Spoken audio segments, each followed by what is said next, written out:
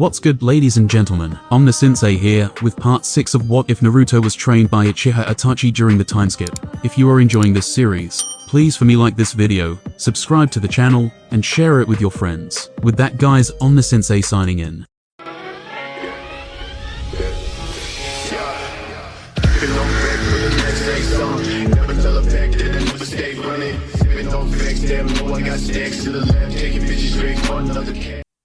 Jiraiya looked at Naruto with a curious expression on his face. The blonde had changed more than he had thought one would be capable of in 3 years. When Naruto had been nearly killed by Sasuke, he had seen that the blonde had changed. His near death at the hands of his friend had caused him to experience pain that was so much than the pain he had felt upon being pierced by a Chidori. Sasuke had messed up things for both of them. Well, at least now he was grounded within Konoha. But the Uchiha had been turned into nothing but a merciless killer. Working for Root and the normal Anbu was not doing the Uchiha any good. Well, at least working with Kakashi had driven some morals into his head. He could be a nice person to some degree. He had seen the boy a couple of times with Kakashi, and they seemed to get along well to some degree. Tsunade was always worried for the blonde ever since he returned, but he could only hope that Naruto had changed for the best. Being an idiotic child of a shinobi would have done him no good. It would have simply led to his premature death. Added to that, Naruto was way too naive. For a Jinchuriki, it was not a good thing, but now he knew that the blonde was no longer naive. He was smart and calculating. He may not look to be calculating,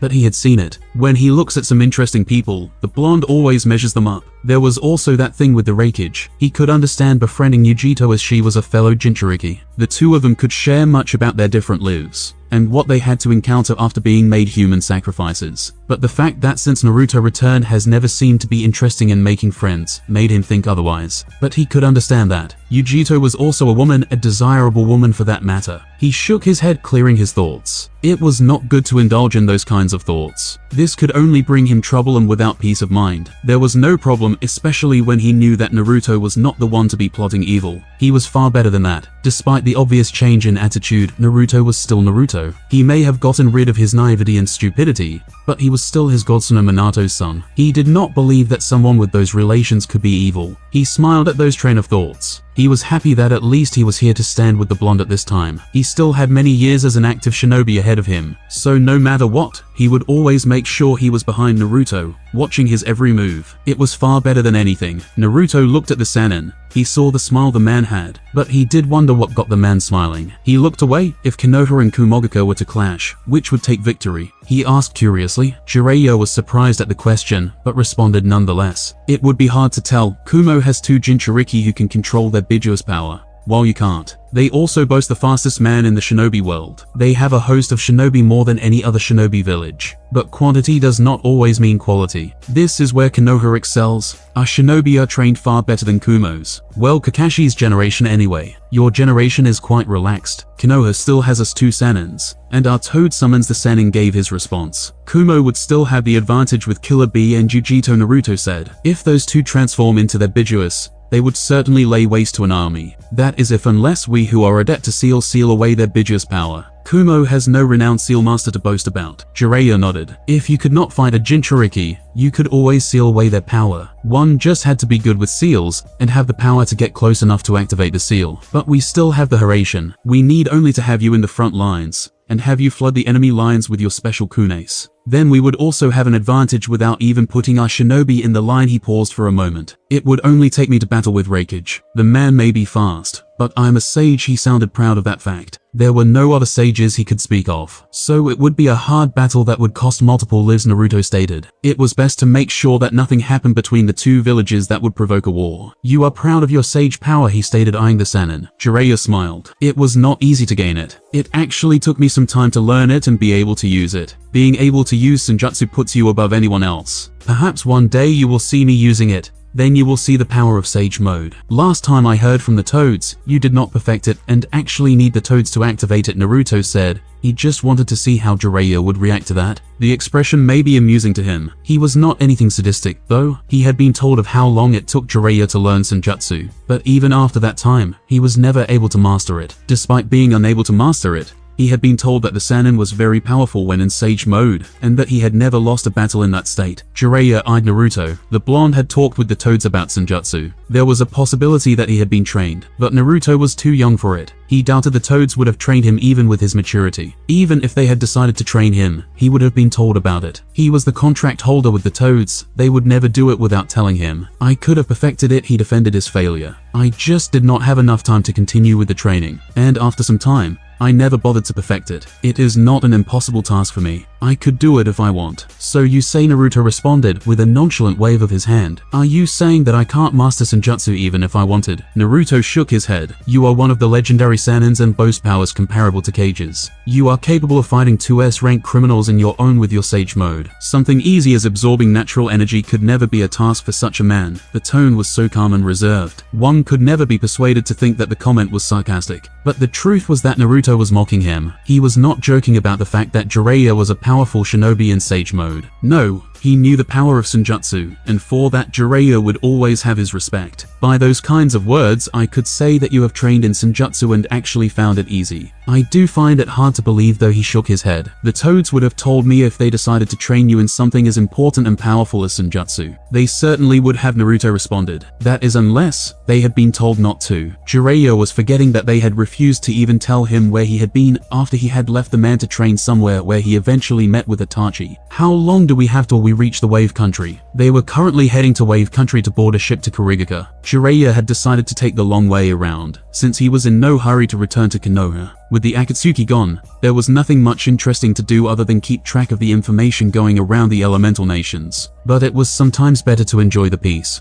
before some idiot or power-hungry fool started to go around causing chaos. If trouble were to start, he would have been busy trying to get as much information he could and working hard to protect Konoha and its interests. It kept him busy, but having to go all around killing people was not enjoyable. He would rather do his research than fight. But of course, if it was fighting for Konoha, he would drop everything. We should be there tomorrow night in our current pace, Jiraiya responded in a thoughtful tone. They are still within the Fire Country border, but not far from the borders of the Wave Country. The two were walking rather than use the trees to travel at fast speeds. Naruto nodded and became quiet. A ship would also take a while to reach Kurigaka. The way to the Mist Village would be a quiet and boring one, but perhaps the sea would be pleasant to watch. Certainly, but it was obvious that Jiraiya would be talking along the way, and whoever they would be journeying with would surely make noise. He just hoped that they did not come across drunkards. Those kind of people never stopped talking once they opened their mouths, and they spoke nonsense. It was irritating to listen to them. Sometimes he could be called rude for walking away or falling asleep when such people started to cough out whatever they had eaten. Again, Jiraiya looked at Naruto. With everything he has seen, the blonde was strong. He had returned far better than he would have thought. He could admit it to himself that if Naruto had not run away from him, he would not have made him this strong. But still, he could not figure out just how strong he was. You have the Flying Thunder God technique. You can hold your own against Guy, who is a Taijutsu master for some time. Your Kenjutsu skills are good. Your use of your sword is quite impressive, especially when you use lightning element with it. I have no yet seen you make use of Genjutsu, but I would not be surprised if you can't use it given your chakra. Your ninjutsu arsenal is at least Jounin level. My question is, how strong are you, Naruto? Naruto looked at Jiraiya with a slightly bored look on his face. Does it bother you that much? Jiraiya did not waste time in responding. Yes, he came a firm answer accompanied by a nod. I am also curious as well, Naruto responded calmly. Are you saying that you don't know how strong you are? Naruto did not respond, for he knew how strong he was. But it was fun watching Jiraiya try to puzzle it out. Fight me and we will find out. I will take you seriously this time since I have seen what you can do. If you can pick up pieces of what I have shown of my strength so far, you can conclude how strong I might be, Naruto responded. Jiraiya has seen him fight in different fights, and each time, he used something different. I have seen you fight,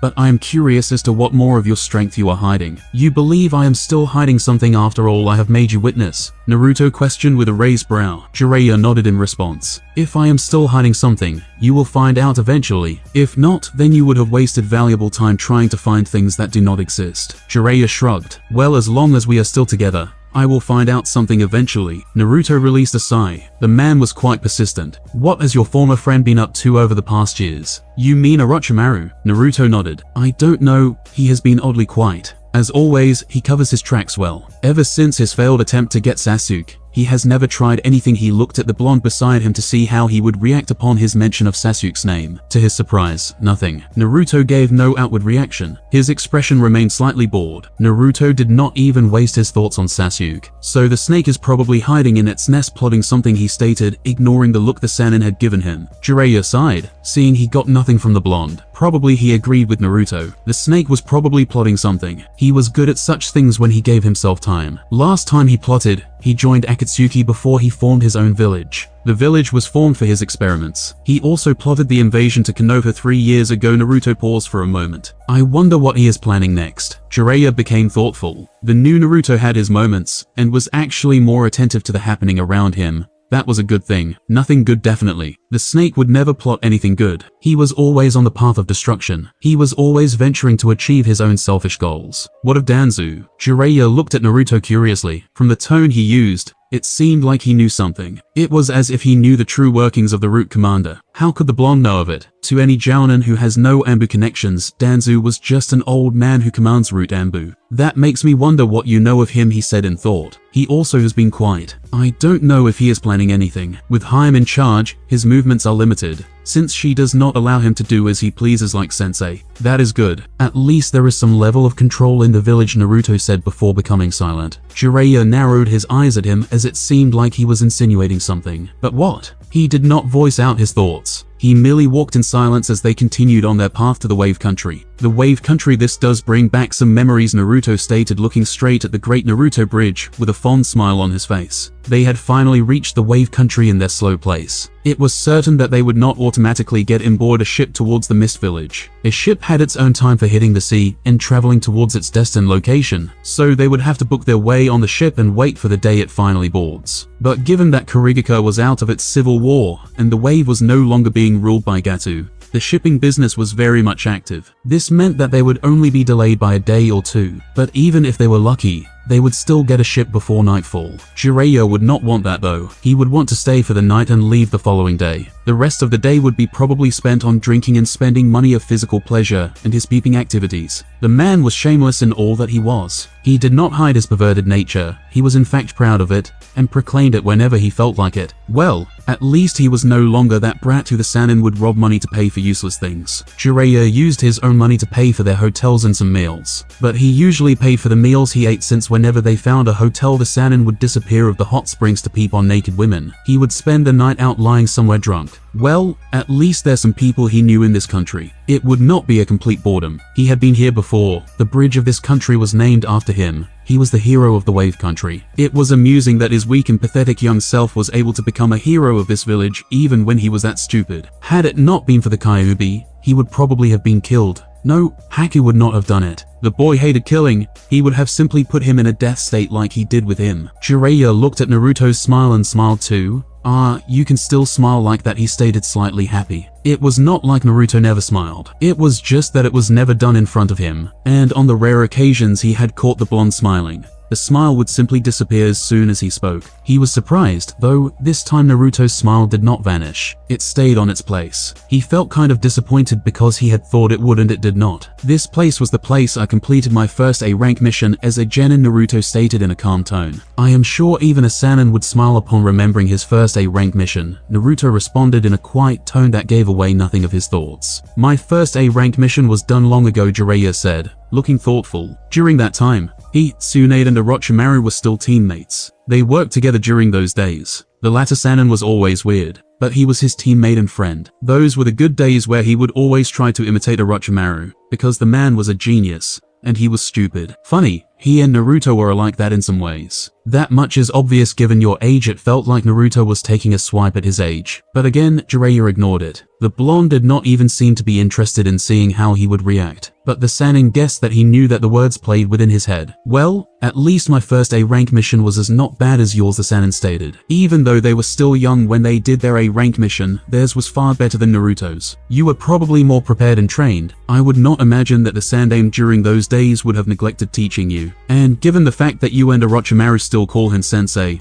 I would say he had trained you. Well, Naruto explained quietly, while the two were still standing in the middle of the bridge. Jiraiya nodded. Sensei always trained us whenever he got the chance. But then again, we grew up in a time of war. It was important that our training was not neglected, the Sannin said. Whether in war or not, it is the responsibility of a sensei to train his or her students. There is no excuse for neglecting to train your students. Kakashi did that and almost resulted in our deaths. We were just fortunate that our opponent did not like killing his opponents. He would have been killed. Well, the fox would not have allowed that. He would have probably done something that ended up with him killing everyone, including his teammates. But the cause would still be the same. Kakashi had not trained them. Jiraiya eyed Naruto curiously. So you hold a grudge against Kakashi for neglecting to train you? Huh, what gave you the thought? There was certainly some surprise in his tone as he questioned. You did say that there was no excuse for a sensei to neglect training. His or her students, the Sannin explained briefly. Naruto shook his head. I thought you knew me better than that, he stated, with some disappointment on his tone. I bear no grudges against Kakashi. I just can never see him as a sensei because he was never one to me. While it may be true that no excuse is sufficient for neglecting to train your students,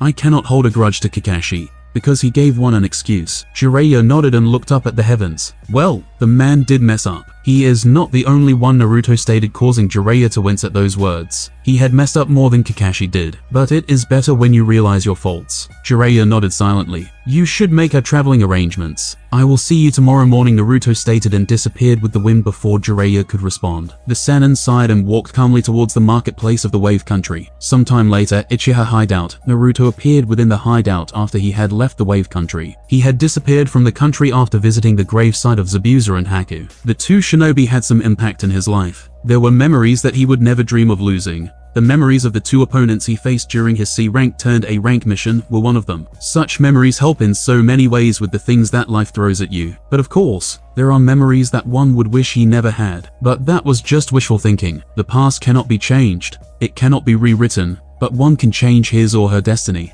That which is of tomorrow cannot always be changed. The choices we make today change our tomorrow. Life was that way. It is not always the choice you make yourself, but choices made by others also affect you. One just had to adapt and accept the past. His own past is unlikable, but had he not gone through it all, he would not have been here. He had no doubt about that. His childhood experiences shaped him. It is after all what we experience and see that shape the kind of person and attitude one will carry. The environment around us affect and influence the way we think in many ways we like to acknowledge. Despite having a harsh childhood, he was still alive and living happily. There might be some mental scars, but he was alright. He was not lost in darkness, he was living in the light. Perhaps he could thank Itachi for that, but even without Itachi's influence, he would have never walked in darkness. He may carry much darkness and hatred within him in the form of the Kyuubi, but he did not allow it to influence him. If Haku had not experienced what he had experienced in the past, he would not have ever met Zabuza, and his life might have been different. But that was just a thought. He was dead now, and there was nothing that could be changed.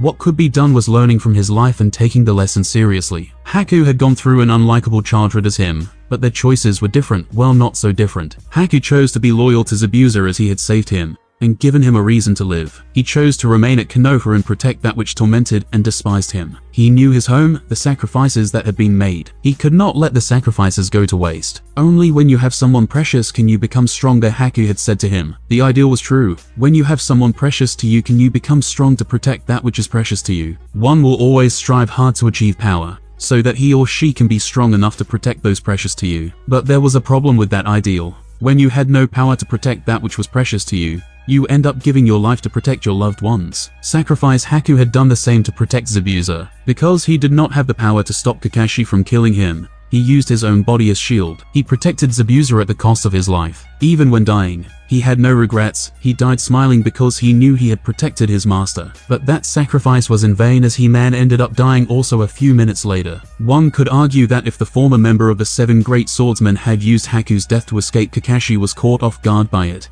he would have saved his life instead of dying. Haku gave up his life. He had achieved his dream of protecting his master, and that was it. Minato, Namikaze and Kushina Uzumaki all sacrificed their lives for him and for Konoha. Other than protecting Konoha, Minato also had other duties. He had a child to take care of. He had a dream of uniting the world. He had to find the puzzle of peace. But because of his sacrifice, he killed all other dreams to fulfill his greatest duty as the Yondaime Hokage, ensuring that Konoha was safe even at the cost of his life. He had no doubt that his father would do the same if the situation were to repeat itself. The man might not have achieved any of his other dreams, or fulfilled some of his duties, but he also had no regrets. He died smiling. knowing that he had ensured that Konoha was safe. Minato had sealed the Kyuubi in him, thinking of the future. He was not only thinking of the present, but even with his death, his legacy still lives on. His mother also died for the safety of Konoha, but more importantly, him. All these people had one thing in common that resulted in their deaths: they lacked power, yet they had precious people. The drive to protect your precious people leads to death. One could say Minato had no choice but to sacrifice himself to deal with the Kyuubi, since it is impossible to kill the Biju. But that was not it. Would have Hashirama sacrificed himself to deal with the Kyuubi? No, he would have subdued the Biju with his Mokudan. The same can be said for Madara. He would have fought to subdue the Biju. One could say that they had special abilities, the former with his Mokutan, and the latter with his powerful Sharingan. But that was not the case. Didn't the Sandaime Reikage fight Gyuki to a draw without any special ability? Who could say that one cannot develop his own jutsu to deal with any threat? The problem was that this generation had become very weak compared to the previous generation. The shinobi who lived in the beginning of the shinobi world were very strong. None of these shinobi of these days can even hold a candle to those men. Had his father and mother had the necessary power to defeat their threats, they would not have sacrificed themselves. Weakness brings about much about the need to sacrifice one's life. Naruto wanted to avoid that circle. He did not want to end up dying before all his dreams could be fulfilled, all because he lacked power. The possibilities were limitless of how one could be strong for him, even though he did not have a bloodline. He was a seal master with Fuinjutsu. He could do so many things. His mother's clan had become feared because of Fuinjutsu. The art of sealing held so many possibilities. He was also a Jinchuriki and a master of the wind element. Could he not rise above everything else? He had a long way to go, but it was all possible for him to become far stronger than he is now. Before that, he would refuse to die. He would refuse and avoid all situations that might bring him to sacrifice his life. He could not die before uniting the world. Overall, the life Haku had lived, added with the sacrifices his parents made, has led him to believe that with enough power, he could avoid the circle of sacrifices. Each life was valuable. There was no life that could be thrown away. Any other death was unacceptable. He would not die a meaningless death. But life was unpredictable. Just when you think you would not die, death just shows up and grins at you. His life was full of many things. It was itself a proof that life was unpredictable and did not go the way you always wanted to go. It was almost like there were some supernatural beings that were screwing with everything. It was like they waited till you seemed like you would make it and then bring in something that would make sure you fail. If there were such beings, they were probably planning his end already. Shaking his head, Naruto walked outside the house as no one was inside. He did not feel any chakra signatures from inside, but outside. Hence he was walking outside. He walked slowly towards his small training ground with a calm look on his face. He was sensing 2 chakra signatures. They did not seem to be hiding themselves, but he was not worried about anything. He could definitely feel the presence of Itachi Uchiha. There was another presence he was not familiar with. Once he arrived at the scene, he merely raised a brow, but otherwise stayed calm at seeing Itachi's old teammate in the Akatsuki. He looked straight at Itachi. "I see you have brought your friend here," he stated as he walked towards the two, who was sitting on the ground under a tree. He did not sit down with them though. He jumped onto the tree and sat there. Kisame raised a curious eyebrow after seeing the look on Naruto's face and hearing the tone of his voice. He looked at Itachi before shaking his head. "Not another one," he breathed out silently. Itachi was the silent type and was always impassive. It seemed that he had passed that onto the blonde. Still, he was surprised that Naruto did not even think of attempt to attack him, given their last encounter. "I am surprised that you can be so calm around me," he said, looking at the blonde. He did not even seem to be keeping an eye on him, as if he was not concerned about anything. Naruto merely shrugged, but Itachi responded, "Don't be fooled, Kisame. He may not look like it."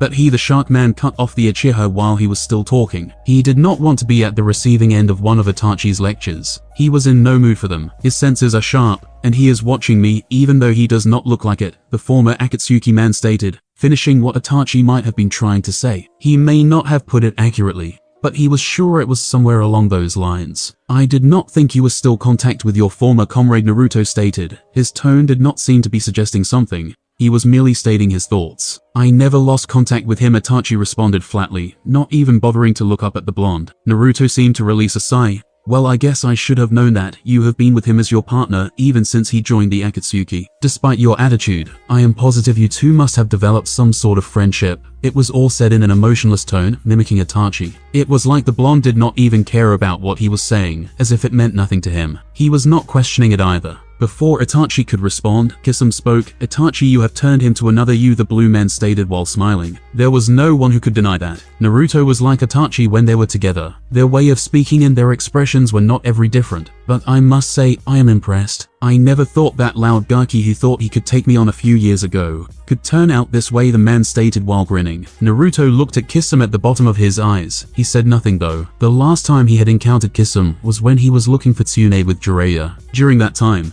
they wanted to bring her back to Konoha so that she could be the Godame Hokage. Trying to convince her had been a bothersome task, but they managed to do it. Before they even met up with her, these two showed up. He had been alone at that time. Jiraiya was out somewhere. Of course, he had tried to fight two S-rank criminals without even thinking about it. When he had accessed the Kyuubi's chakra, Kisame had swung his sword towards him and sucked up his chakra. He remembered the event. The sword had seemed to vibrate in bliss at the taste of the fox's chakra. Kisame saw Naruto's eye looking at Samehada. He grinned. You remembered what he did last time, the man stated, but I doubt that you will do something that stupid like that again. If what Itachi has told me is true, that is, one thing is for sure, you have tons of chakra, not counting the Kyuubis. Samehada is excited about it. Naruto felt where this was gonna go if that man continued to talk like that. Kisame loved a good fight more than anything. He would not waste a chance to fight for anything, but he had not come here for that. I had forgotten that you are a man who enjoys tearing things and being teared. What an unhealthy obsession to have. It was known to him that even when the man was losing,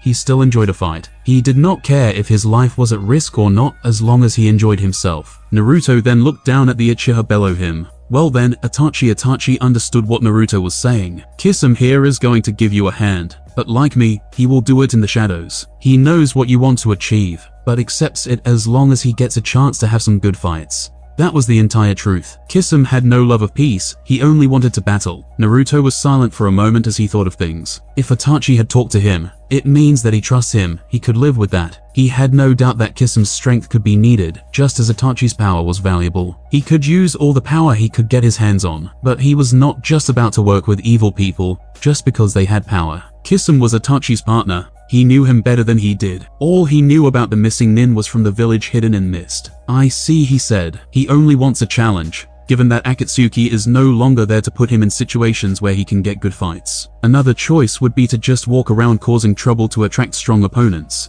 but that would be too bothersome, as it would attract even weak opponents. There also won't be time to rest as opponents would keep coming like flies to the point where it will be annoying, the blonde explained before looking back at Kisame for a moment. That was spot on, Gaki. Kisame commented on Naruto's explanation. Would you like to return to Kurigaka? Naruto asked. He had ignored the missing nin's comment and chose to get on what matters. The question caught Kisame off guard, but after getting over his shock, he merely laughed. Why would I want to return to that village? Naruto looked back at Itachi. It was merely a curious question, and I wanted to see your reaction to the question. He paused for a moment. I cannot stay here for too long. I left Jiraiya at the Wave Country. Despite the fact that he will be moving to due to his business, he will also try to look for me, the blonde stated. Itachi nodded. How have you come so far? I have laid the foundations in Kumogaka. I should return there after some time to start building. I was only able to befriend Ujito during my time there, but I was unable to locate Killer Bee anywhere in the village. I looked almost everywhere, but could not find him. He shook his head. He had looked for the Jinchuriki using his henged shadow clones while he kept busy with Ujito, but it does no matter. I should see him next time I play with the Raikage. You were fruitful in your first trip, Itachi noted. Well, that is to be expected. He did wonder how the blonde was able to get it done. It did not matter anyway. He was going to find out sooner or later. It was not that difficult. A man such as the Raikage is predictable, Naruto stated. If I did not know any better, I would say you were plotting some manipulative scheme, Kisame commented. But unfortunately, he was ignored. You did not just befriend Ujito for your own agenda. I hope, Itachi stated calmly. Once one started to use people, it could influence your choices, and you may end up doing it without even realizing it. He did not want Naruto to go that path and make rookie mistakes. What do you think of me? He did not even sound hurt by the question, but he was a little amused by it. Of course, he was not some manipulative shinobi. Ujito was a Jinchuriki like him. Despite her being useful, he had always wanted to befriend all those that were like him. They shared the same pain and carried the same burden in different scales. He would never use someone like that, especially a sweet woman like Ujito. I was merely making sure. You tend to be unpredictable sometimes, Itachi responded calmly, without any emotion. That may be true, Naruto admitted. The manipulative path only leads to a dark road ahead. That path will only reward one with pain and bitterness. It may prove fun at the beginning when you are playing with other people's emotions and lives,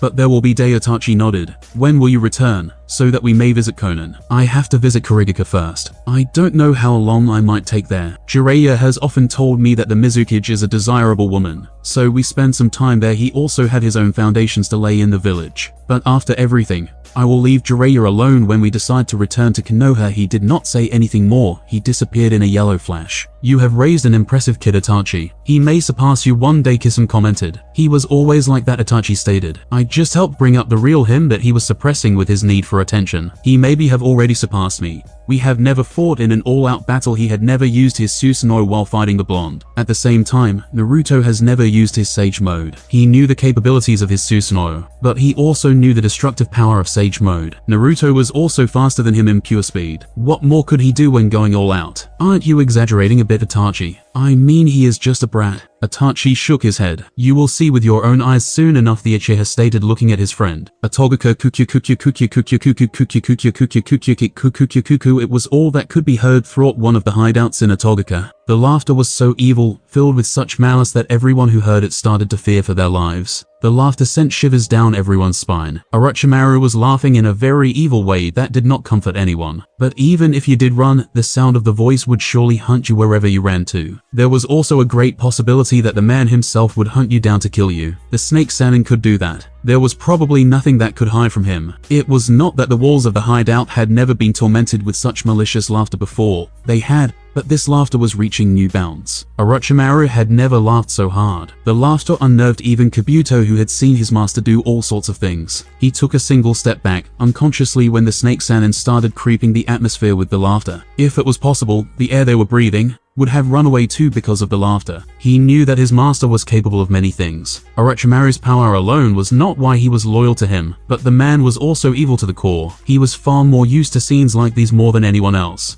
But this was also at another level. Well, he was sure that out of everyone within the hideout, he was faring better. He was not that scared, he was just unnerved a bit. Orochimaru finally stopped laughing, but still maintained the sickest grin Kabuto had ever seen from the man. Well, he did have all the reasons to be happy. He had achieved the greatest masterpiece. He had never created something of this nature before, something so perfect. Kabuto, this is magnificent, isn't it? The Snake Sanin questioned while grinning madly. Hi, Orochimaru-sama. This is far the greatest thing you have created, Kabuto responded, looking in front him. There was a man. He was at the same height as Orochimaru, and his skin was fair. He had short spiky black hair. He wore black jeans, black shinobi boots, and a black cloak that reached about his ankles. He also wore black fingerless gloves. One would just say he was just a normal beautiful shinobi. He did not even look masculine. But Kabuto knew better than that. This was a weapon by Orochimaru. It started as a human, but it longer was a human, not after all that Orochimaru had done to the body. Orochimaru did not feel insulted with Kabuto's words. It was indeed that true that this was by far the greatest invention he had created. He could not deny that. All his previous creations could not be compared to this. This being was at another level. This thing should be the strongest being in the shinobi world. I have to admit that even I cannot compare to its strength given my current condition. Well, not unless he puts his body under what he has put through this one. He could be superior to this weapon. Yes, he would surely do that. It would never satisfy him to create a minion that was stronger than him. His current body was also weakened severely, but that did not mean that he was by any means weak. This creation is majestic, no doubt about that, Kabuto stated as he pushed his round glasses. But are you still going to give it to Danzu? It would be dangerous giving him something like this. You did say that you were not expecting it to become this powerful. That fool would cause a war to arise in just a few days after I have given it to him. Having something as this powerful would cause him to become even more greedy than he is, Orochimaru stated with a snort. He lost his grin for a moment before it appeared in full force again. So you are not going to give it to him? Kabuto questioned curiously. He knew that his master would never lose the chance to have his hands on something this powerful, especially if it was his greatest creation. Danzu would surely use the weapon against Orochimaru, also once he finds how powerful it really is. There was no trust between the two men. Kabuto knew that. What do you think? If I do give him, I know that in a few days, Konoha will be caught up in a civil war with Danzu, forcing his weapon to destroy anyone who denies him the opportunity to rule Konoha. Once he achieves his dream of Hokage, he will move on to other villages. Certainly, the man would do it that way. Even he would not be safe from the man's path. He would destroy anything that he deemed dangerous and a threat. He knew that when he left Konoha, the man wanted him to be killed, so that he does not run loose in the world. Anyone who was powerful was a threat to the old Warhawk. Given the means to rid of all threats, he would certainly not waste any time in ensuring that the world was plagued into another war. It would not be fun. since it would not be he who started it. He did not fear Danzu the least, but he knew what the old Warhawk was capable of doing. Still, that did not make him fear that fool. Danzu's right arm was his creation. The right hand was the man's greatest weapon and source of escaping death, meant that the man was his creation. But if you don't give him the weapon, you won't get the Sharingan. Kabuto pointed out a fact. The fact that Orochimaru had even spent much time creating this weapon was because he had been promised the Sharingan. I could give the weapon to Danzu and have him reward me in turn, Orochimaru stated. But that fool will betray me after getting the weapon. It is not that he and his pets can actually succeed in killing me despite my current state. Kabuto nodded. If you can escape with your life, you can hand over the weapon. But the issue is that you don't want to give it to him. Did you not make it so that you could activate your own control over it even when Danzu is controlling it? I did, Orochimaru replied shortly. He would never make a mistake of forgetting to do something like that, but Danzu knows that I would do something like that. So the moment I leave him alone with it,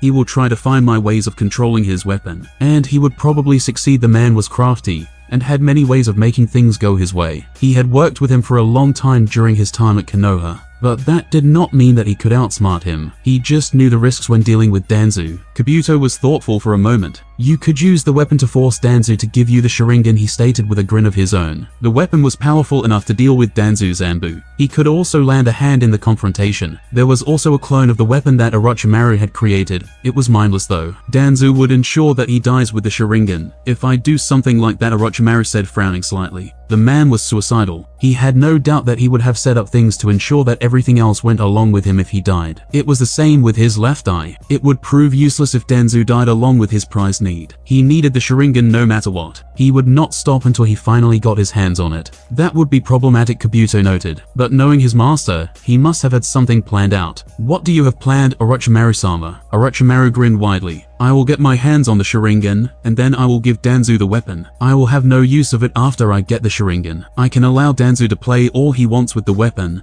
but the Sharingan will make me reach my goals without having to worry about the old Warhawk. How will you do that? Each time I went to see Danzu, I always looked around for where he could have placed the Sharingan. I do know the Root HQ inside out, but the man has changed some things. But over the past 2 years, I have narrowed every place he could have placed the Sharingan. I am left with a single room, which is deep in the Root HQ. But I can get there, Orochimaru stated. It will just be a little bothersome. When will we get it? Orochimaru grinned. Tomorrow night, he responded before laughing again. Now let us welcome my pet to the world, he stated, going through some hand cells. After which he held his hands together, holding a snake seal. The weapon then opened his eyes. They were pure black. It was somewhat creeping looking at them. Orochimaru would agree to that. The weapon looked at the snake Sannin for a moment while being motionless. The Sannin merely smiled as he watched his pet. Controlling this thing is a little harder than I thought, he admitted to Kabuto. I had thought it would be easy given all the research you went through on perfect control of a subject, and the fact that your cursed seal is within its body, Kabuto responded, clearly surprised, but nonetheless calm.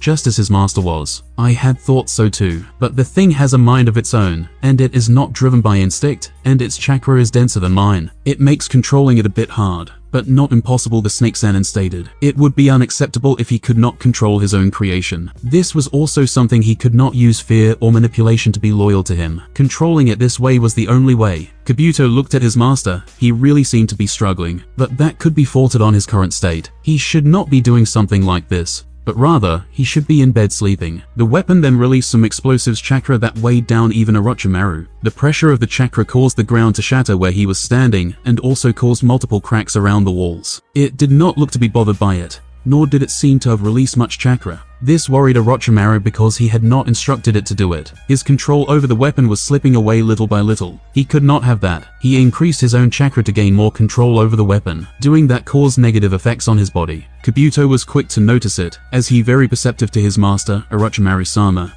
You should not do that, he stated, not wanting his master to give pressure to his body and stress it. It would not be good for his health. Be quiet, Kabuto. I am trying to concentrate here, the Snake Sannin stated as the weapon began to walk towards him. Orochimaru grinned even wider as it was doing exactly what he wanted. The weapon that stopped in front of him, suddenly, and held out its right hand. Orochimaru, he stated in a calm tone that did not even sound demonic as his eyes. Shit, Orochimaru cursed, realizing that the weapon was far beyond his control in his current state. He was no longer in control of it. What is wrong, Orochimaru-sama? Kabuto got the answer when in an instant, the right hand of the weapon formed and released a beam of dark energy. that hit the snake Sannin dead on. Orochimaru was too close to the blast that he could not effectively dodge it. The blast released by the weapon sped towards the wall and hit it before drilling right through it. The blast created a large hole on the wall, and its footsteps could be clearly seen on the floor. The weapon did not even give another look, it merely disappeared within a cloud of darkness. Orochimaru-sama, Kabuto called as he rushed towards his master, or what was left of him. The jutsu was the one that hurt Naruto, but this one was a lot stronger. And so it took out Orochimaru and nearly killed him. His body from waist downwards was missing, so was his right shoulder. I can survive this, the snake Sannin hissed. The blast was not enough to kill him, but it was enough to render him immobile. He really should have not used his lab rats for creating something like this. It was one of those times for Kabuto when he saw that his master would die if something was not done. The current state was pitiful. Orochimaru was far stronger than this,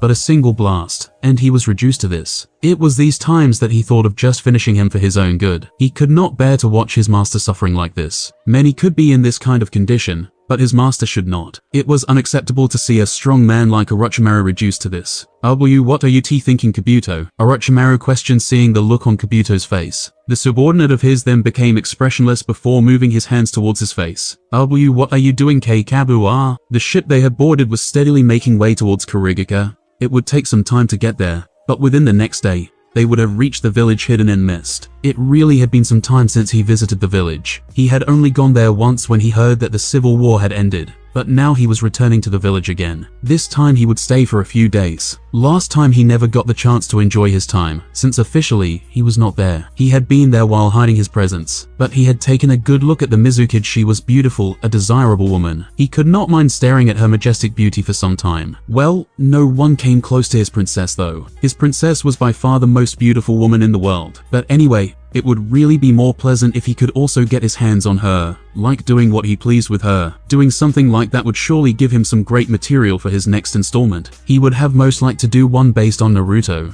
but the said blonde did not mean to be interested in women. He had thought that something would happen with Ujito, but nothing occurred. He was sure that the blonde was not oblivious to certain things. He was a man and should feel what he feels too. Although the blonde may be a bit inexperienced in this matter, he was not oblivious. He was his godfather after all. Looking at the blonde, he seemed to be enjoying the calm waters of the sea. He also seemed to be at peace, but there was no smile on his face. It was really annoying that he only smiled given some situations. Jiraiya walked towards the blonde with a scroll on his hand. Naruto, he called, trying to get the blonde to acknowledge his presence. What is it? Naruto responded without taking his eyes off the calm sea. There were some parts water that were not so calm. It was mostly places where there were heavy winds. But around where they were at this moment, there weren't any misbehaving waves. I need you to go to Konoha and give this to Tsuhime, Jiraiya said, handing Naruto the scroll. But the blonde did not take it. He just turned around to face the Sannin. Knowing that you have a contract with the Toads, I would assume that you use them as messengers to send messages to Tsunade, Naruto stated, looking straight at the Sannin. That is how I normally do it. But I want you to do it this time. The Toads are not really suited for transporting messages, since they are not that fast, which is why I am requesting that you do it. With the Flying Thunder God technique, you can reach Konoha within seconds, Jiraiya explained, neutrally, not wanting to give away anything. I can summon something that will be faster than the Toads, Naruto stated. Summon something? Yes, I have another summoning contract, Naruto stated without going into further details. His response surprised Jiraiya greatly. 2 contracts. The Toads allowed you to have another contract. What type of summons do you summon? They allowed me, since that it is not that of a major contract, Naruto responded calmly, going back to staring at the sea. What the contract is for another day. Where did you get it? Jiraiya questioned in a curious tone. He could not think of any other contract Naruto would sign. There were not many of them these days, so he was curious. It was also rare to find one with 2 contracts. Wouldn't you like to know that? Jiraiya knew he was not going to get answers, and it would be pointless to try to get them. Still, a summon would take more time than you would. I want Haim to read this report today. That is almost believable, Naruto stated, surprising Jiraiya. But that is not your reason. The Toads would get to Konoha today. You just want me to head to Konoha so Tsunade could see me. You have been keeping contact with her over the past 2 weeks. She misses me, and you are sending me there to let her see that I am alright. Jiraiya sighed. There was no way he was going to deny that it was his motive. So will you go? No, that was unexpected. Jiraiya never thought that Naruto would refuse to see Tsunade, after knowing that she was worried about him. He did not think the blonde would say no just like that without even thinking about it. But he said it. Excuse me. I said no. Why? There was no reason he could think of, especially when Naruto knew how much Tsunade cared for him. He was positive that the blonde was aware of how much the Hokage cared for him, but for him to refuse to appease her heart was shocking. He would have expected the blonde to return home and make the goddamn smile, but he was not going to do so. I have only been gone for about 2 weeks, and I am not alone, but with you. If Tsunade can't stop worrying about my safety even when I am with you, then she has to be made to understand that she cannot always see me, and I can take care of myself. Don't you think that I might find myself taking missions that would even take a month to complete? Do you think that each week during the mission, I have to be returning to Konoha to put a smile on Tsunade's face? Naruto paused for a moment. She has to understand that I am not a child. I am no longer a genin, but I am a jounin of Konoha. My duty is to serve the village and protect it. However, Tsunade does not seem to be happy when I do my duty. She wants me to stay around inside in Konoha. If there are dangerous missions, she won't let me go, but will send someone else. Tell me, Jiraiya, is that fair? Is it fair that she can let other shinobi go to dangerous missions, while I, who is powerful enough to handle them, stay at home sheltered? Could you say that she would rather have other shinobi die instead of I? Family or not, I am her subordinate, a shinobi of Konoha. She will have to treat me equally as the other shinobi, so I refuse to return to Konoha until this little journey is over. Jiraiya could see that Naruto's argument held some merit. He could not deny that, and so he was quiet for some time. It is not that I like to see Tsunade hurting, but she has to understand that I am a shinobi, and my life will always be in threat. She has to understand that I may disappear for some time. If she cannot handle that, how can she leave Konoha efficiently without attaching her emotions into the choices she makes? Naruto looked up the heavens before walking past Jiraiya. I am going to my cabin, he stated as he walked away from the Sannin, leaving him in much thought. It was indeed true that Tsunade worried too much for Naruto, but he could understand her given what she has lost. She has lost all her loved ones who died for the sake of Konoha. The deaths of those she loved did a number on her. That had been why she had decided to abandon Konoha. But Naruto also had lost his parents. He may have never met them or experienced what it felt like to have parents, or experienced their deaths. It does not change the fact that he lost them. They too died protecting him in Konoha. He could have chosen to stay within Konoha and preserve the life his parents had died protecting. Jiraiya now understood that Naruto knew that death was part of the world they lived in. He understood that one could die for Konoha. Tsunade would surely not want something like that to happen. She would probably quit being Hokage if Naruto was killed. The blonde had been the reason she returned to Kahagaka no Sato. If that reason was to disappear, she would also disappear unless it takes some much convincing to do. What was obvious was that Tsunade would not want anything to happen to Naruto until she stepped down as Hokage. When she steps down, she would surely be happy to allow Naruto to live his dream being Hokage. He was a bit curious though. The blonde has not been saying he wants to be Hokage like the old days. He did not want to think that his godson no longer wanted to be the Hokage. If Naruto chose to abandon that dream,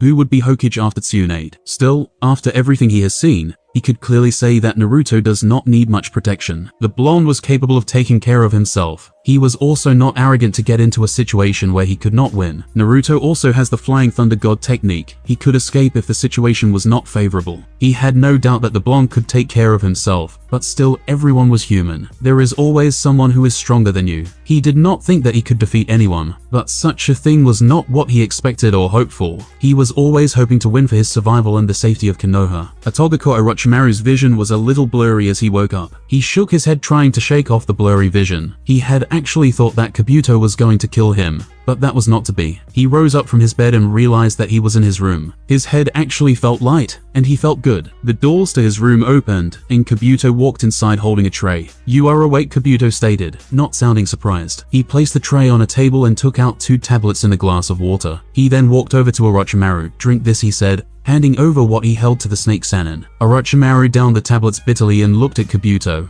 "I thought you were going to betray me." He did not hide his thoughts. He had always known that Kabuto was loyal, but when the weapon had left him looking as though he was dead, he had thought his subordinate had seen that he was weak and decided to take his life. Kabuto merely smiled at his master. "I had no such thoughts. Normally I would have told you what I was going to do, but given your condition, I felt you were not in the right mind to make a decision. So for your own good, I made a decision for you," he explained lightly. "For my own good." Orochimaru laughed. He laughed really hard till his stomach hurt. Kabuto had taken him out cold for his own good. When did he start thinking like that? How long have I been out? A few days, Kabuto responded, pushing his glasses on his nose bridge. Did I miss anything? In the shinobi world, anything can happen. 2 days was a lot of time, and a major village could be conquered within 2 days. Given a man of his status, he could not afford to miss anything. Nothing much has happened, Kabuto replied. With his master out cold, he had to take charge of everything in Oto. It was not like he had not done that before. He knew everything Orochimaru knew, so it was easy for him to run things. And he did not have to say it. Kabuto knew what answers he needed. I don't know what happened exactly, but it would appear that the weapon, no rather,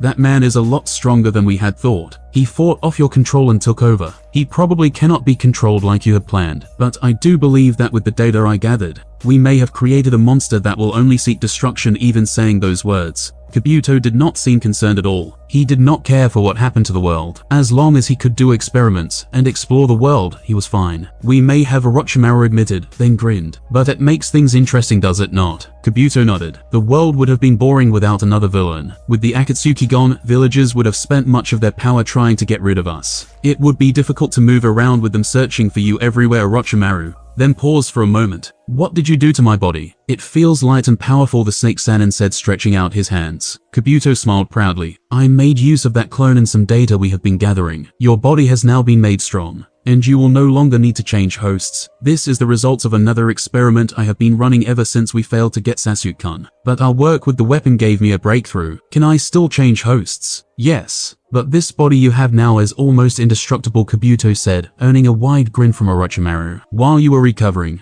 I managed to get to Konoha and retrieve your prize from root bases. I was not able to get away without being found. I barely made it out alive. It was thanks to that escape jutsu you taught me that I was able to get away with my life. The next time you see Danzu, he will probably attempt to kill you. Orochimaru grinned in all corners. Kuku, his devilish laughter echoed through all the corners of his hideout. Kabuto merely stood there watching his master behind his glasses with a slight proud smile. A day later, Naruto, Jiraiya called rather loudly from the door of the blonde's cabin. They had touched down in land. He was calling the blonde, who seemed not to have noticed that the ship had stopped sailing. They had to leave before the ship sets to sea again and return to the shores of the wave country. The small door opened and Naruto walked out of the door. He looked at the Sannin straight into his eyes. You are rather loud sometime, Godfather. It's still morning, and you are already shouting my name while hitting my door like a madman. I would never have had to do that if you had just woken up when I knocked the door at first, Jiraiya retorted, turning away from his moody godson. The Toad Sage sighed. Come on, let's go before the captain gives us crap. With that, the two started to leave. They left the ship slowly and touched down on land. It was quite empty, like no one even comes here. Why is it empty? Naruto questioned as he and Jiraiya went their way towards the village hidden in mist. It was a curious question for him to ask. He would have expected the place to have some people since ships docked there, unless there was another place where they docked. This place is not safe, the captain told me so. People don't normally use this route. That is why it is empty. Only a few shinobi use this route when they do their businesses. The safe harbor towards Azkiri is in the north of the island,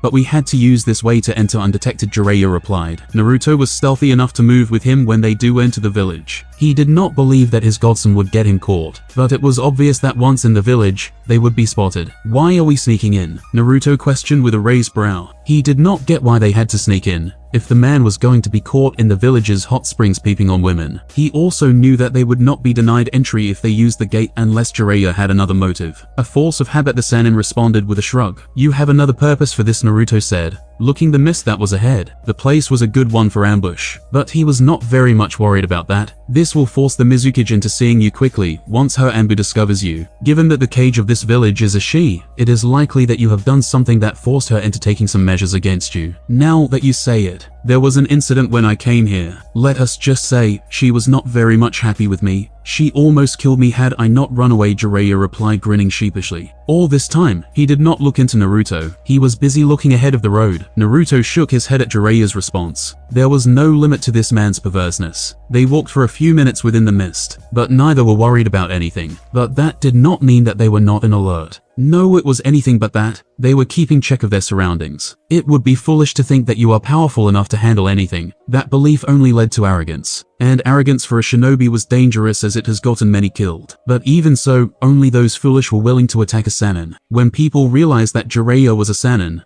they quickly ran away in fear or apologize if they had done something against him. When they had left the mist and could see the lively village of Kurigaka, Jiraiya stopped walking and looked at Naruto. Naruto, stay here for a few minutes. I am going to meet someone. Make sure you don't move around and hide a presence. There are probably ambu around this mountain. With that, the Sannin disappeared as if he had not been there. Naruto sighed and locked himself on top of a rock, keeping his senses on high alert. Jiraiya was probably going to meet with his spy. It would be dangerous to meet inside the village as there was a possibility of being seen. Doing things outside was a good choice. It also provided a good escape chance should one be caught. It was a good move on the Sannin, but on other villages, he was sure the Sannin did things differently. Like in Kumogaka, he had met his spy inside the village. Perhaps it was because he was used to the village and was that it was large. There were many spots to do business. A few minutes turned into more than 2 hours. Finally, the Elder Toad Sage returned, looking a bit disappointed. Sorry, it took me much time to come back here. I ran into some trouble with my contact. It would seem that we have to leave the village. Why? Naruto asked curiously, forgetting that the Sannin had made him wait for 2 hours, after saying he would return in a few minutes. I have received some disturbing news that I have to check. We will no longer enter Kurigaka,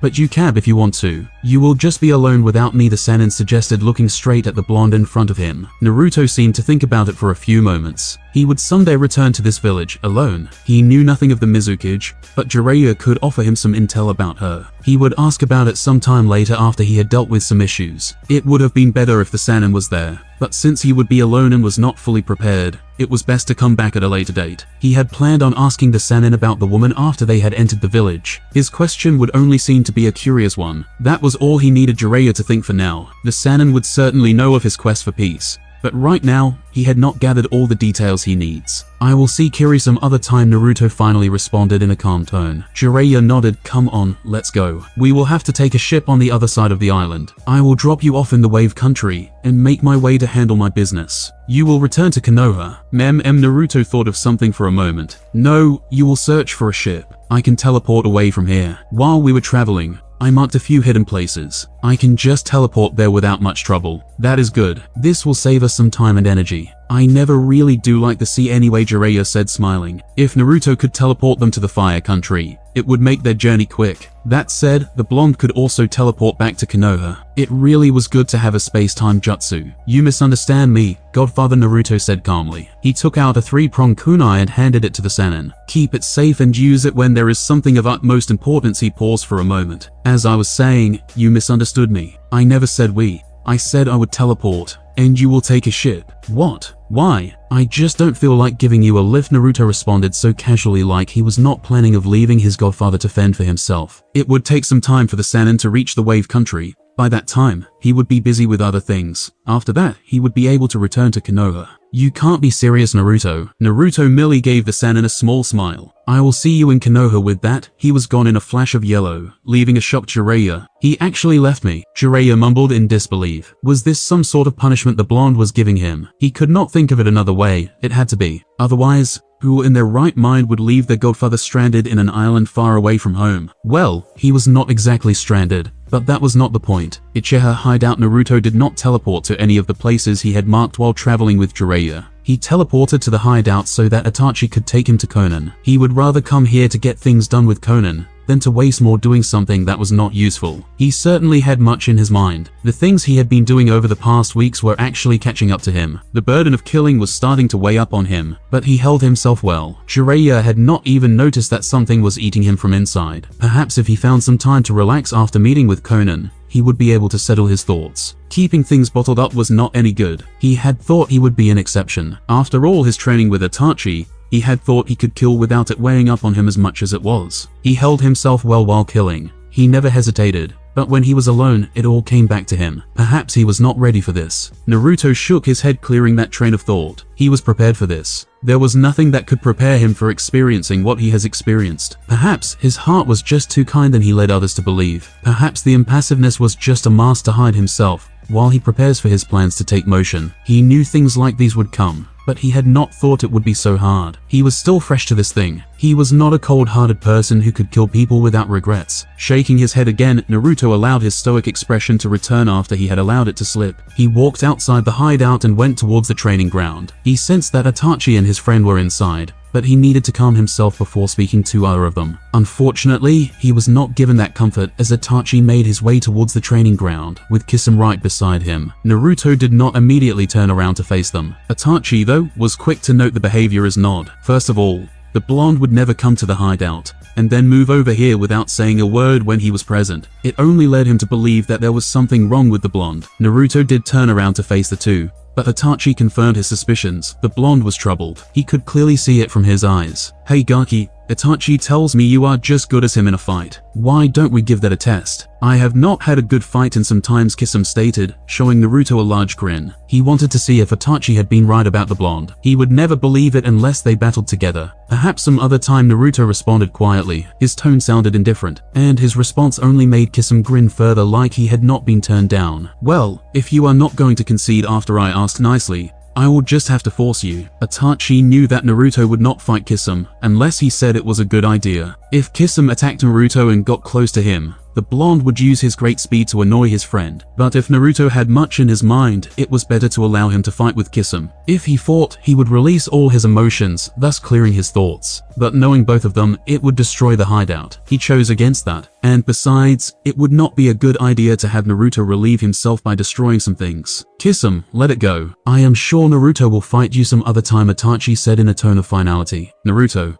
why don't you come inside so I can talk to you? It was certainly not a request from the Uchiha. Both the blonde and Kisame were quick to realize that fact. Sure, Naruto relented as he followed Itachi. 2 days later, the village hidden in rain, Amegaka no Sato. It was just as rainy as Itachi had said it was. Naruto could never quite get hold of how some people can get used to living in certain conditions. He could never imagine living in a place where it was constantly raining. It was also the same with Sunagika. The village was in the middle of the desert. It was damn hot within the desert, and yet the people from there were very much used to the heat. He was used to the clear skies of the fire country. The weather in the area was enjoyable and acceptable, but the rain was not as bad as the desert. Naruto looked at the tall buildings of the village. They were very unique. He had never seen such designs in all the places he had been to. Well, each village had its own culture, and it was somewhat understandable that they could make their buildings such as these. They could not use the same material as Konoha, given that the village was full of water. It was always raining in here. The buildings looked more like industrial buildings more than anything else, but the view of new things was quite lovely. It was nice seeing new things other than things he was used to seeing within the large walls of Konohagaka. The villagers seemed lively. He was seeing people who were happy all around him. It was much different from Konoha. Perhaps in Konoha he knew that those smiles could change overnight. He knew that deep within much of the villagers laid much hatred. But looking at these smiles and happy expressions from the villagers of the rain, he could not help but smile slightly at this. For a moment all his worries had washed away. Perhaps he should smile a bit more often. Itachi had only given him a map to come towards the village, and told him to travel alone. He reasoned that traveling alone would help him clear his thoughts. It was indeed a good thought after he had spoken with the Uchiha.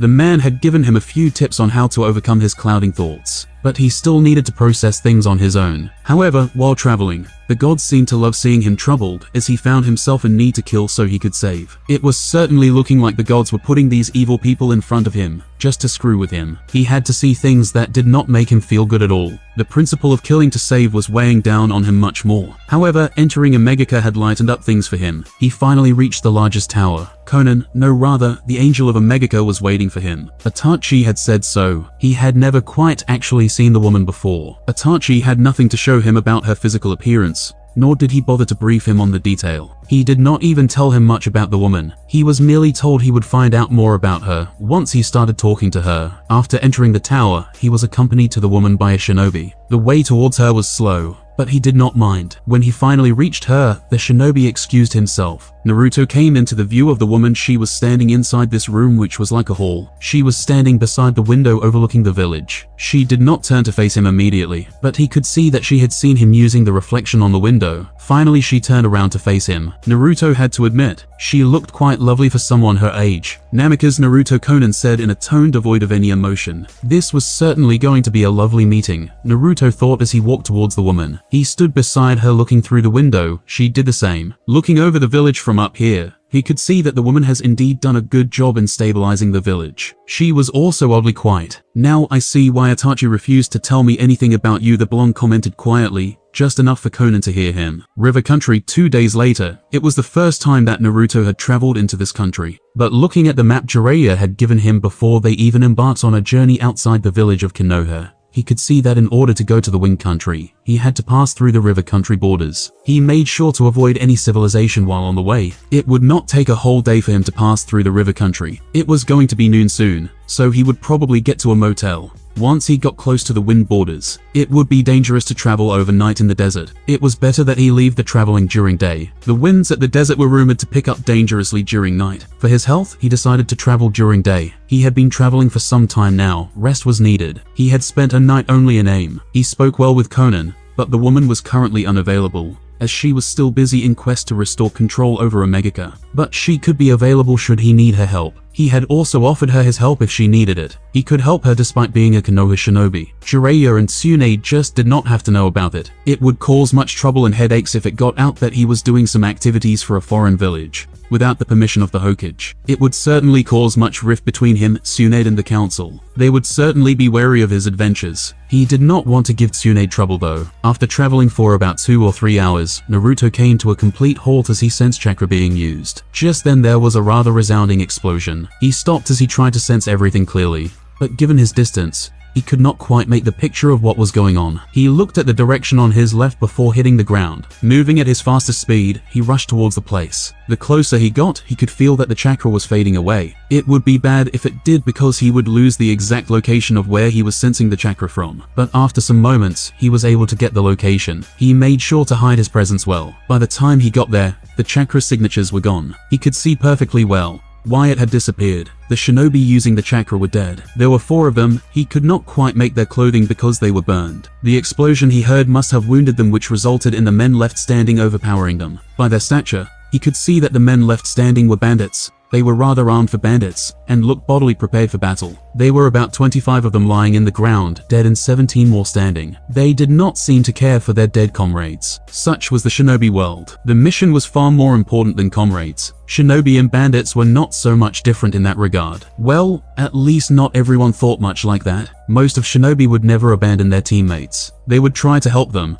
and then try to succeed on their given mission. There was a small 4-wheeled vehicle not so far away from where the battle had taken place. The thing looked normal, but there was no doubt someone in there. He could not sense any chakra from it. This meant that the person being carried was not a shinobi. It was still surprising how calm the person seemed to be. He or she was aware that the guards were dead, but yet remained quiet inside her transport. Perhaps the person was shaking in fear within it. He did not have more time to dwell on it further as the bandits started moving towards the transport with wicked grins. That only confirmed to him that the person was still inside the transport. Sighing, Naruto jumped out of the tree, was watching from and landed on the ground silently. It was to his pride that no one from the bandits had taken notice of his presence. He could deal with it silently. Yes, it seemed the logical choice. He took out a kunai and sped towards the bandits. He only killed one before the others took notice of him. What the hell? One yelled furiously, turning towards him. So much for doing it silently. But he did not say much more to them. He jumped back and formed hand seals. Futon. Kei's shuriken no jutsu, he muttered. He calculated the shurikens and controlled them with precision. They were invincible to the naked eye, so the bandits would not be able to take notice of them. Being made of wind, which meant they were very sharp, the shurikens sped towards the bandits and hit them in their necks. The shurikens pierced through the front, stopping their air supply. Naruto knew they would die soon from the gashes,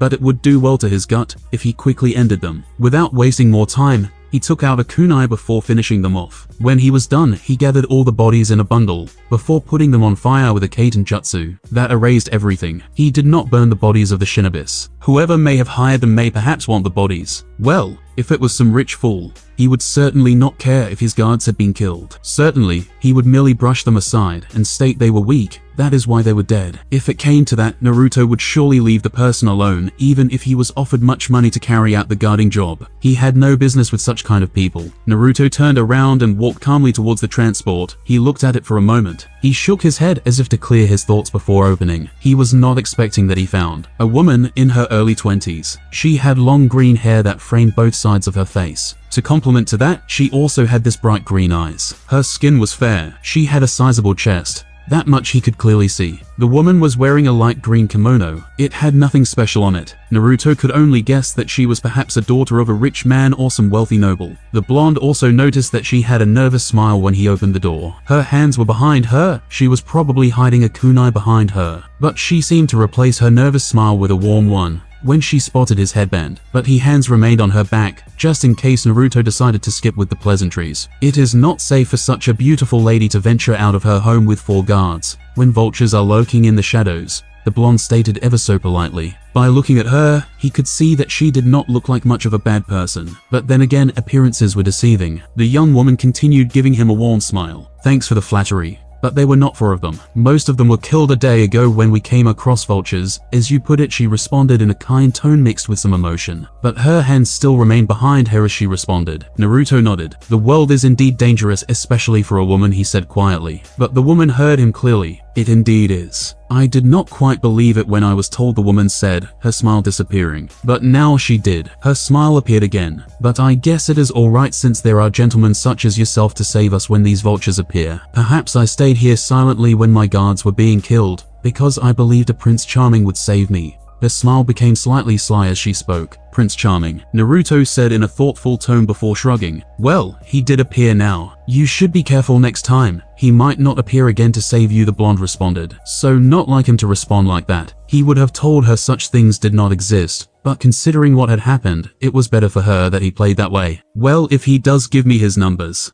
I may call him when I am backed against the wall, or the next time vultures appear. If you could say her warm smile was never lost as she spoke. The slight playful tone made it difficult to say if she was being serious or not. But it did not matter much to Naruto. Naruto looked at the woman before him with a smile. It was the first time he was smiling at her since he started speaking with her. Perhaps his tone was still the usual. He was not the one to be playful. But given his current state of mind, anything was welcome to clear his thoughts, as long as he did not end up regretting anything he did afterward. If possible, the woman's smile widened slightly as she saw his small smile. You look rather handsome while smiling. You should smile a bit more often. You may find yourself lucky with the females. I have been told so before, Naruto responded, looking up at the heavens. 2 or 3 more hours. It was going to become late. He had a feeling that he was not going to find a hotel anywhere near the wind border. He had thought he would find one and rest, but it appears that he was not going to find any. The map he had did not show to be any inn he could rest in. The map was recent. Jiraiya had marked it well, since he was always traveling around the elemental nations. By the looks of things, you did not take the advice seriously, the woman responded. Her hands were still behind her as she spoke, still grasping the kunai firmly. She saw Naruto turn around as if he were leaving. She spoke with a raised brow. You are going to leave a lady in the middle of the forest with vultures lurking in the forest. She made sure she used the term Naruto used in describing bandits. You have not even given me your name. Naruto turned around to look at her. I was not leaving. I was merely checking something. But you also have not told me of your name. The woman held out a right hand, leaving her left behind her. Miyuki, she said. Naruto held her hand. It was soft, not very surprising. Naruto, he said, telling her his name. He felt no need to hide it from her. So Miyuki, where are you headed to? It was very surprising to hear a guy call her without the affectionate suffix -chan or the polite one, -san. It was very warming to her. She was used to hear people calling her name with different honorifics. But the change was welcomed. Wine country. But I have to first go to Sunagaka to hire more guards for my protection. You are very fortunate. I am also headed there, Naruto responded, holding out a single hand sign. He noticed that Miyuki tensed slightly seeing him hold the hand seal, but he did nothing to comfort her. 4 clones puffed into existence and picked up the transport. Naruto got in and sat beside her. The inside was very luxurious, unlike the outside. It also smelled some expensive perfume. You can let go of your kunai. I won't hurt you. She seemed to contemplate before releasing a breath of relief. She brought her hands in front of her and picked up the bag beside her to create more space for Naruto to sit. He did not seem to be offended by the lack of trust. It is difficult to trust someone these days. A person can be so charming and kind, and yet be a cold-hearted killer. The transport started moving forward. I thought you said you were not familiar with how dangerous the world was, the blonde stated, looking straight into her eyes. I did, but both situations are quite different, wouldn't you say? Naruto merely nodded. Where are you coming from? I live in the Wind Country, but over the past week, I was in the Fire Country's capital conducting some business. I am returning home now, Miyuki responded. Now she was certain that the blonde did not know who she was. He seemed genially curious. and his presence was quite warming, but she still held her guard up. You could never be too comfortable with strangers. Naruto noticed that she did not mention where exactly she lived and the kind of business she was doing in the Fire Country capital, but he could get more information from her quite easily if he wanted to. He settled for nodding in acceptance of her response before keeping quiet. What about you? Are you on some kind of mission for Konoha? She seemed genuinely curious. No, Naruto responded calmly. He knew she would ask another follow-up question to that. He would wait for it and answer it as soon as she questioned. He was not going to lie to her. He would just omit some important details. So you are just stopping by Sunagika, or just decided to tag along with me? Her last words seemed to suggest something. The words also seemed to have been said intentionally, as if she wanted to see how he would respond. Although he would admit that she was a desirable woman, he had not thought of doing anything to her. A part of him wanted to follow along with her last words. Perhaps he had watched Jiraiya too much when he dealt with women. It was not doing anything good to him. I was on a mission with Jiraiya of the Sannin. Once the mission was done, I decided to visit Sunagika to see the Kazakuchi. The last time I saw him was 3 years ago when he had visited Konoha. We left on good terms. Gaara had come to Konoha after the Chunin exams. He and his other siblings had saved some of his peers from death. Had it not been for them, some of them would have been killed. The Jinchuriki seemed to have changed during that time and referred to him as a friend. Jiraiya of the Sannin. You were on a mission with him. You must be someone strong or important to be on a mission with someone famous like him. It was hardly a surprise to Naruto that the woman knew about Jiraiya.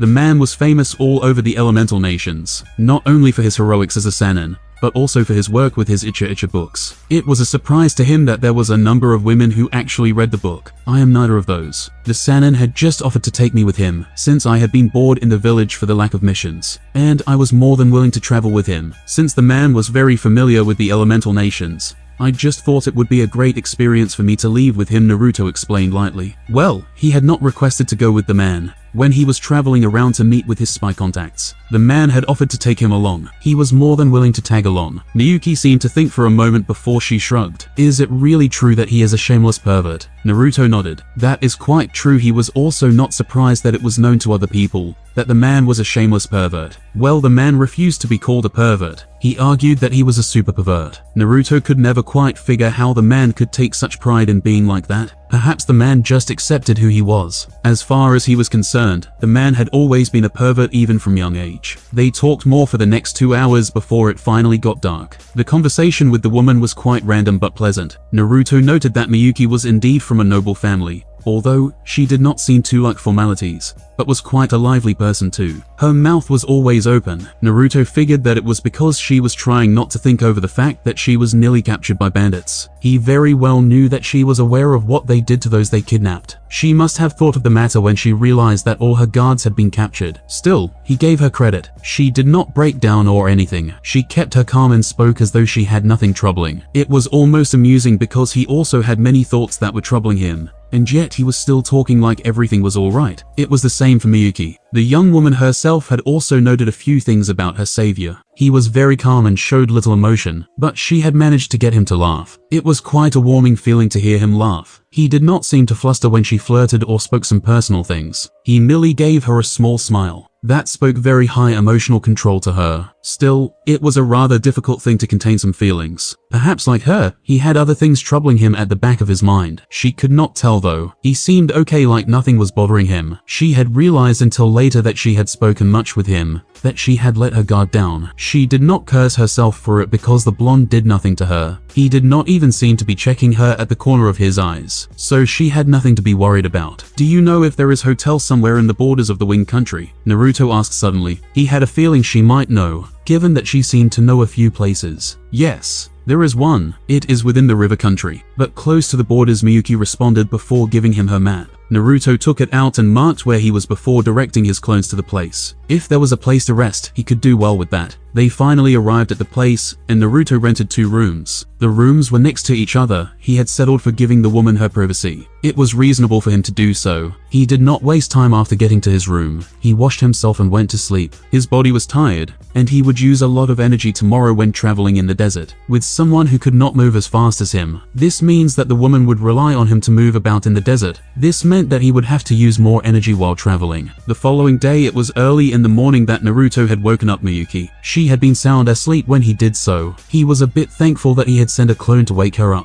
The clone had knocked at her door, but there was no answer, so it proceeded to forcefully open the door. He did not catch the woman naked or anything. She just seemed not to be a morning person. He had told her that he was not working on her timetable, but they were going to get to Sunagaka when he wanted. They were not going to move when she felt like waking up. He had been firm when the woman gave him a challenging gaze. "We will have to leave your transport here," Naruto stated after they had left the hotel. They had now entered into the Wing country. "Why? I need to move faster. And I cannot do that while moving this thing. It is much more of a hinder crane than anything," Naruto explained, sealing her bag. He now knew that it carried her clothes since she had changed. The woman was wearing a black kimono. It was obvious that the material was expensive. "How am I going to travel? Do you plan on having me run along with you in the desert?" Miyuki questioned with a slight stern tone. It was obvious that the option of running was out of the question for her. Naruto had nothing of that sort in mind though. "I doubt you would survive," Naruto commented. By his tone, it could be said that he was not mocking her. It was merely stating the obvious. "You will travel on my back. Do you have a problem with that?" The blonde gave the woman a blank stare, making it impossible for her to read into his suggestion. She failed to think of what he was thinking. She folded her arms across her chest and gave the blonde a look. Naruto knew she was going to make a sly comment. He had no time for that. Before she could say anything, Naruto picked her up with force, yet so gently, and placed her on his back. He could feel her glare as she spoke. "That is not how you treat a woman." She seemed to be pouting. Naruto ignored her words. "Hold on tight," he stated before taking off. He felt her tight grip over his shoulders as he started to move. "Try not to enjoy this," Naruto heard Miyuki say as he ran across the ground. Finally, they reached the village hidden in sand. Naruto dropped Miyuki and allowed her to walk on her own feet as they made their way towards the gates. The woman had requested that she be put down, so he did. He had been moving pretty fast on his way. This made the journey short, but at the same time energy-consuming because he was carrying another load on his back. He was glad that he had trained his body physically with Itachi, otherwise, he would not have survived without taking a rest in the desert. The Kyuubi did well in helping him recover his energy, but he was really spent. If there was a fight to break about now, he would surely be defeated unless he called upon the Kyuubi's chakra, but the tiredness would surely catch up to him soon. The feeling the country gave him was very much refreshing. He could feel the wind very well. It was blowing very calmly. He could feel it gracing his skin, waiting for him to snap his fingers so he could control it. Being a master of wind was surely a good thing for him. If he lived in this kind of area where the wind was strong, he would certainly be an unprecedented foe. He was a master of the wind element, and when it was strong, he could do so many miraculous things with it. It also appeared that this place was the place he could use well to train more in his wind armor. He could very well use it here, but this was not his home. He would have to learn to use it in places where the wind was not that strong. "You have awfully become quiet," Miyuki commented, looking at the blonde who seemed to be in thought. Ever since he put her down, he had seemed to become occupied with his thoughts. She had allowed him to think for a moment, but now she was curious. She wondered what was going through his head. She was not going to outright ask what he was thinking, but she had gone around. "So have you?" Naruto responded calmly. "If you had been talking, I would not have been quiet." He seemed to deflect the question, but it was all true. If she had engaged him in conversation, they would have been talking while heading towards the gates of Sunagaka. But she chose to become quiet. "You know what I mean," Naruto sighed. "The wind, it is much stronger here than in any other country." "Well, duh. This is called the Wind Country. Of course the wind will be much stronger here than in any other country," Miyuki responded calmly. "But you should know that. What interests you with the wind?" Before Naruto could answer, they came close to the gates. He noticed that there were a number of people at the gates. He had taken notice that Anbu of the Sand had picked up his presence some time ago.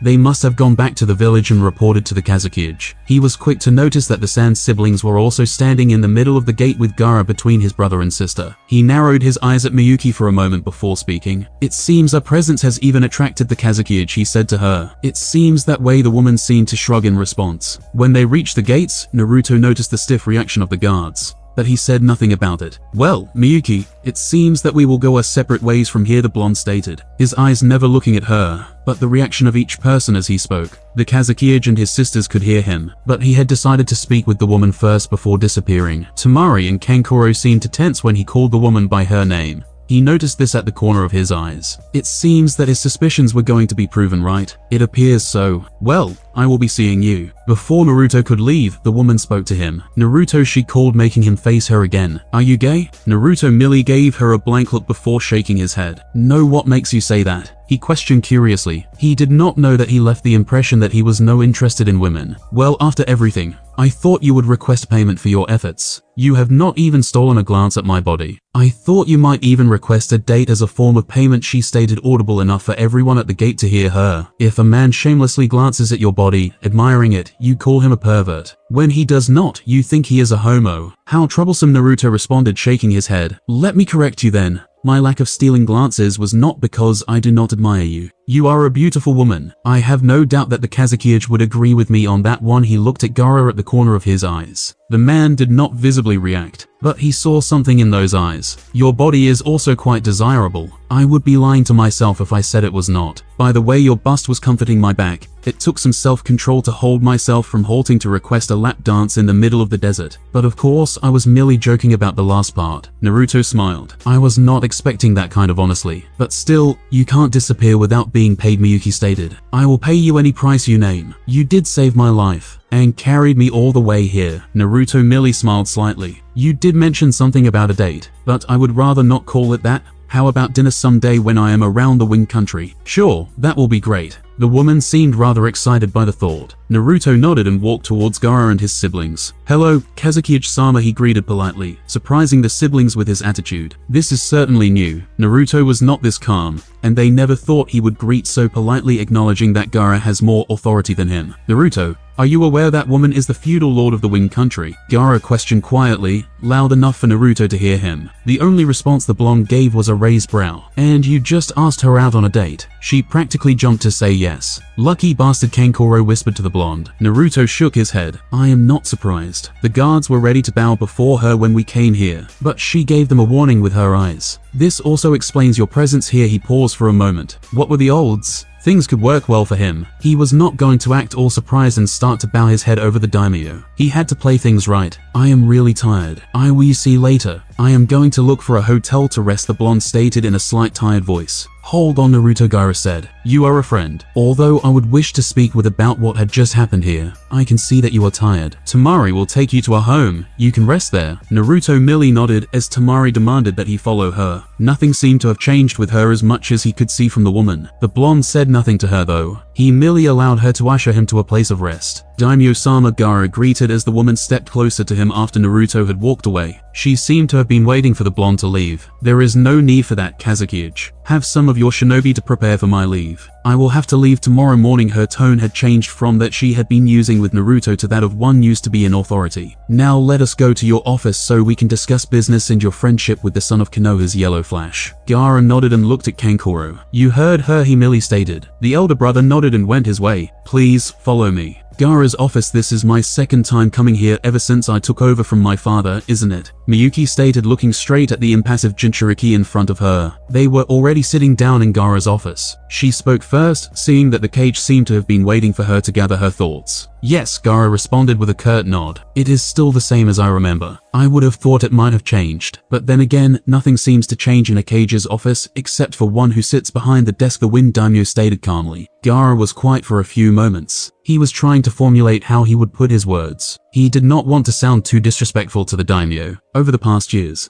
Son Agaka has never had a good relationship with the Wind Daimyo, but since Miyuki took charge, she seemed to be willing to change things between Suna and the council of the daimyo. The first time they spoke, she seemed to be willing to speak with him kindly. He did not want to mess that up by acting or speaking in a way that would not please her. He knew well enough how daimyos were about respect. But this woman seemed to be a little different. The kind of conversation she was having with the blonde was not what he would expect. She did not even wear the clothes of the Wind Daimyo when not doing important things. Still, she spoke to Naruto like she was some woman, and he was some guy. She did not even tell him of her status. But Naruto did not seem to be too surprised about it when he informed him of it. She had practically suggested a date with him. It was still a surprise to him how Naruto was more than willing to say they have dinner together. The two seemed to speak well with each other, but they did not know about each other that well, since it seems that they just came across while heading here. He would have to inquire more about that. Good thing for Gaara, Miyuki seemed to read some of his thoughts. You are wondering how I came across Naruto? The Sankage nodded. Well, you must have noticed that I did not have my guards with me. As you know, daimyos always travel with guards to protect them, but I am having none of them. I was curious about that. But you mentioned about him saving you. Well,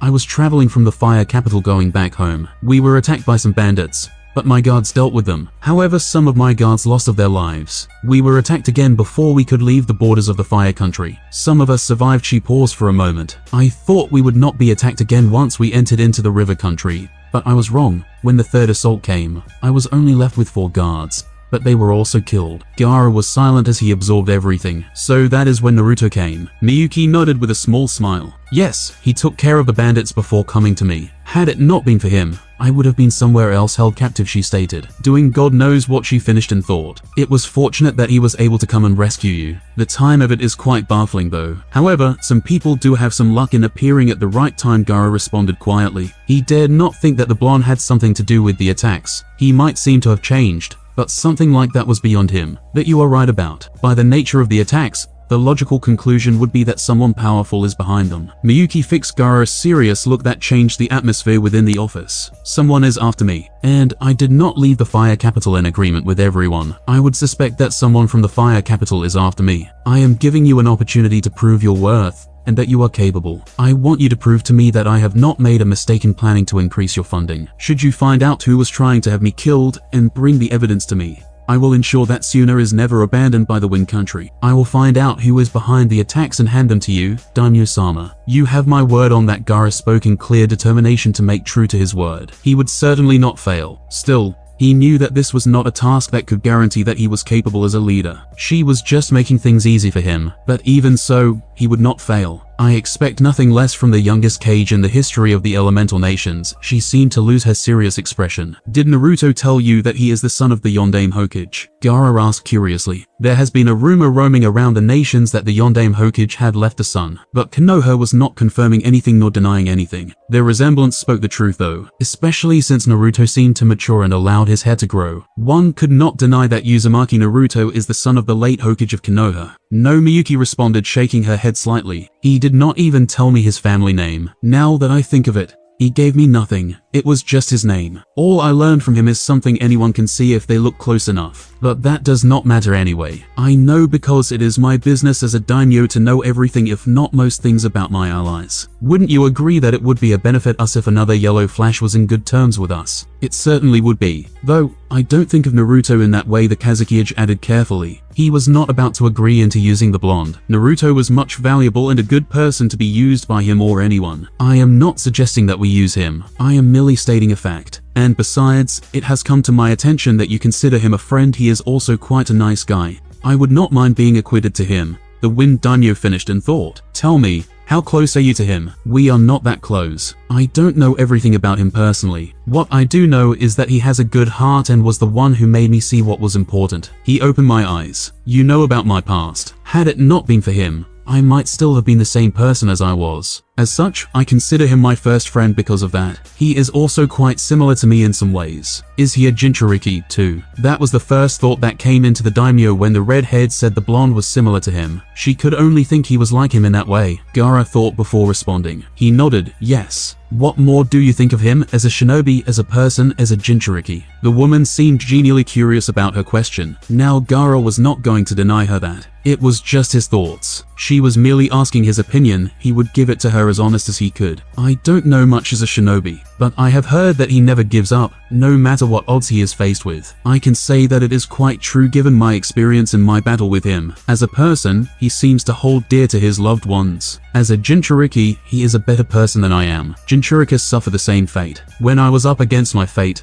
I lost myself in darkness. But he did not, even when he had no family. But I had my brother and sister who were always by my side. No matter how many times I threatened to kill them, I failed to see that they cared and only cared for myself. But he chose to care for other people, for the village that resented him, and never lost his way. Overall, I believe he is a better person than I am." Gaara gave his honest response to the woman sitting before him. "So Naruto is quite an interesting shinobi." The daimyo paused for a moment. "Were you aware that he was coming to visit you?" Gaara shook his head. "No." The daimyo nodded before standing up. "I will discuss much with you about our own relations in the coming weeks when I return here. Right now, I need to rest. Naruto was moving way too fast for my comfort. Well, she did not complain about it. She only held on firmly behind him as he dashed across the desert. Gaara stood up quickly. I will show you a place for rest. Later that day, Konoha Tsunade sighed as she finished off her last paperwork for the day. She could not help but feel that this peace she was enjoying was not going to last that very long. It has been indeed so peaceful since she took charge of the village. At the moment, Konoha was in no conflict with any other village,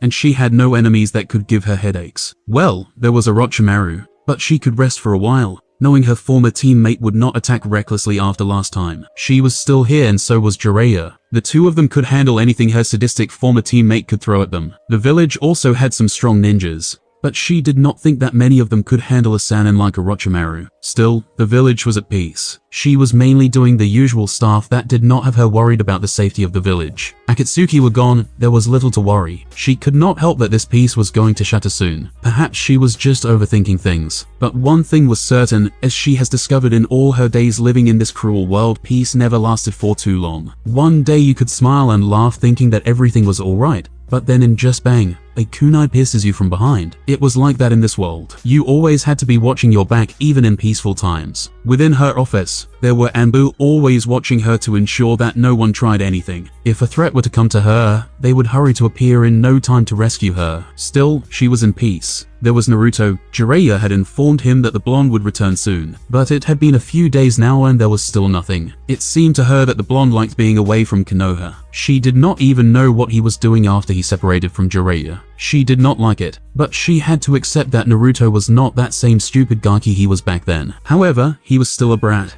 but she had to admit that he had matured well enough to take care of himself. Perhaps that is what bothered her. She wanted to care for him, protect him. She did not want to feel useless. Caring for him was not enough for her. She felt that she had to protect him with all her might. Was that wrong of her to feel that way? She shook her head no. There was nothing wrong with wanting to protect someone that was precious to her heart. Naruto again, Shizune said, seeing the faraway look on Tsunade's face. She only got that look when she was thinking of the blonde. She had to admit that her master did worry about the blonde too much than she should. She also cared for Naruto, but she had faith in him to believe that he could take care of himself. Yes, Tsunade responded slowly. I am just wondering where he went after leaving Jiraiya. It has been a few days since they separated, and I would have thought that he would be returning to the village soon. He may be taking some time to relax away from the village, Shizune responded, not too concerned about it. I highly doubt it. Tsunade paused for a moment, and then narrowed her eyes to the door as she saw it open. Danzu walked inside the office with his annoying look and narrowed eyes. How many times must I tell you to knock before you enter my office, Danzu? The godame spoke with a stern face. Danzu wisely ignored her question and got into more important matters, ignoring the fact that Shizune was inside. He knew that she would be told what he discussed with the woman, so her presence was not a factor. I have received a report from one of my agents. This pulled Tsunade's interest, and she forgot all about his behavior. What is it? She asked in a serious tone. It must have been important for the man to come all the way to her to inform her about it. But she wondered why he would come to tell her. Perhaps he was more interested in seeing her reaction. There was not everything that the old warhawk would discuss with her. Uzumaki Naruto, no rather Namikaze Naruto as he calls himself now, was seen crossing the rain borders a few days ago. I was not aware that he was assigned any missions to that village, and I highly doubt that he went there on your orders. The eyes of the cripple were firmly on the godame to narrow her reaction. Are you certain about this, Danzu? She drawled the warhawk's name. She did not know anything about this. Jiraiya had not told her about it. This must have been after he left Jiraiya. She was damn curious. She would get to the bottom of this as soon as the blonde came back. Yes, Danzu got what he wanted from the blonde Hokage. What he did not tell Tsunade was that Naruto was not hiding his entrance in rain. With the boy's unique shadow clone jutsu, he could easily sneak into the village without exposing his identity. The blonde was also fast enough to avoid patrol Anbu, but Tsunade did not need to know that. Thank you for informing me, Danzu. You can leave now. Not so surprisingly to Tsunade, Danzu left the room quietly. Meanwhile, Sunagika,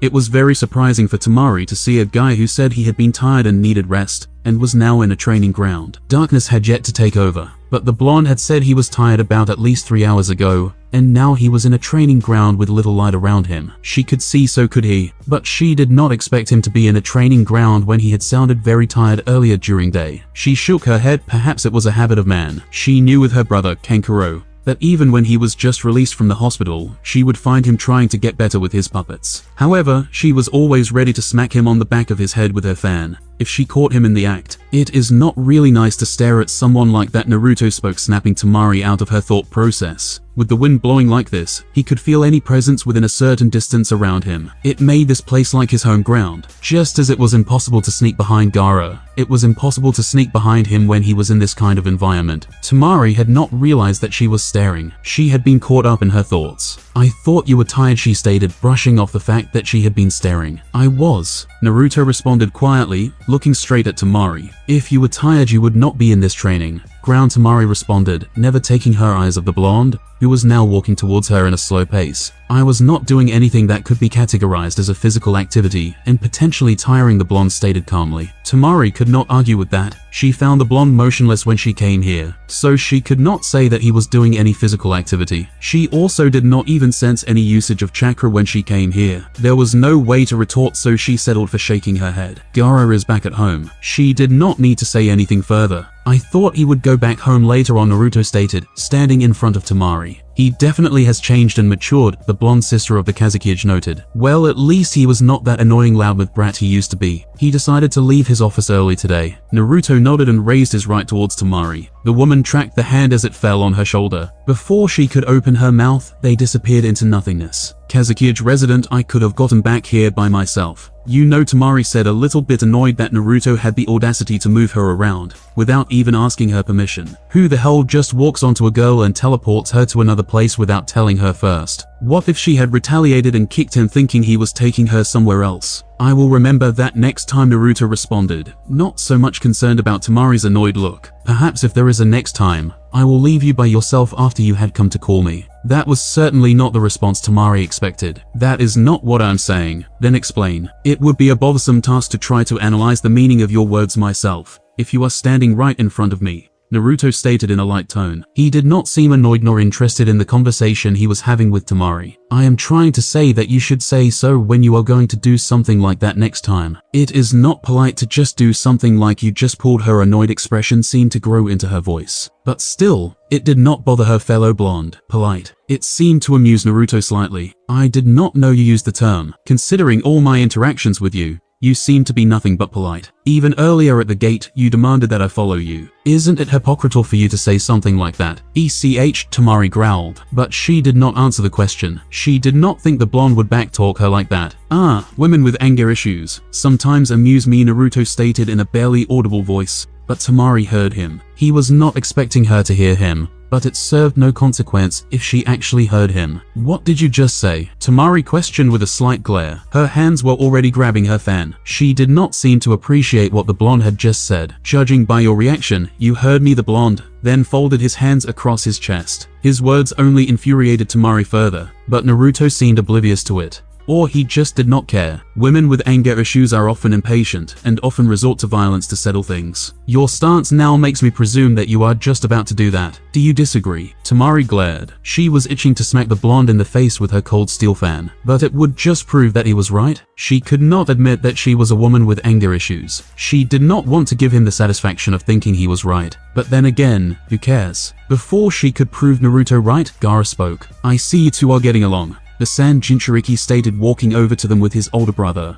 walking by his right-hand side. It appears so, Naruto responded, causing Temari's left eye to twitch slightly. Come on, let us go out to get something to eat, Kankuro stated impatiently before Gaara could respond to Naruto. Naruto raised a curious eyebrow before speaking. If it is not too much to ask, but I have been eating meals cooked in restaurants over the past weeks. I would rather eat something cooked home. Both Gaara and Kankuro seemed to narrow their eyes at Temari. He glared at them as if daring them to say something. Naruto noticed this quite well. I just thought it would better since it is your first time coming here. While I appreciate the thought, I would rather eat something cooked here. The two males seemed to be hesitant to speak. Naruto shook his head slightly before looking back at Temari. Will you show me the kitchen, Temari? He seemed to be a little excited about the idea of cooking. Why me? Naruto gave the blonde a blank look. Isn't it obvious? You are the woman in this house. Should I request Gaara or Kankuro to show me the kitchen? Isn't it your responsibility to take care of your brothers? Temari restrained herself and dragged her fellow blonde to the kitchen. This seemed to amuse Gaara slightly, but Kankuro was the first to speak. If it had been anyone, he would have been hit already. What do you think is making her restrain herself? Gaara shrugged. 100 Ryo that Naruto won't leave this place without being hit by her fang, Kankuro added. not even bothered by the fact that Gaara did not answer his question. But it seemed like Gaara was actually thinking about it later. The four were sitting around the dining table with the food nicely prepared. Naruto had taken his time to prepare the meal. They waited for him patiently. They did not normally eat dinner at home like this. It was in those rare occasions since Gaara always returned late from his work. His work as Kazekage required that he worked long hours. And since he was the leader of the village, food was often prepared for him within the Kazekage tour. This means that he did not always eat at home. Both Temari and Kankuro were top jonins, meaning they were always busy. They did not spend each night at home. Even when Gaara was going somewhere,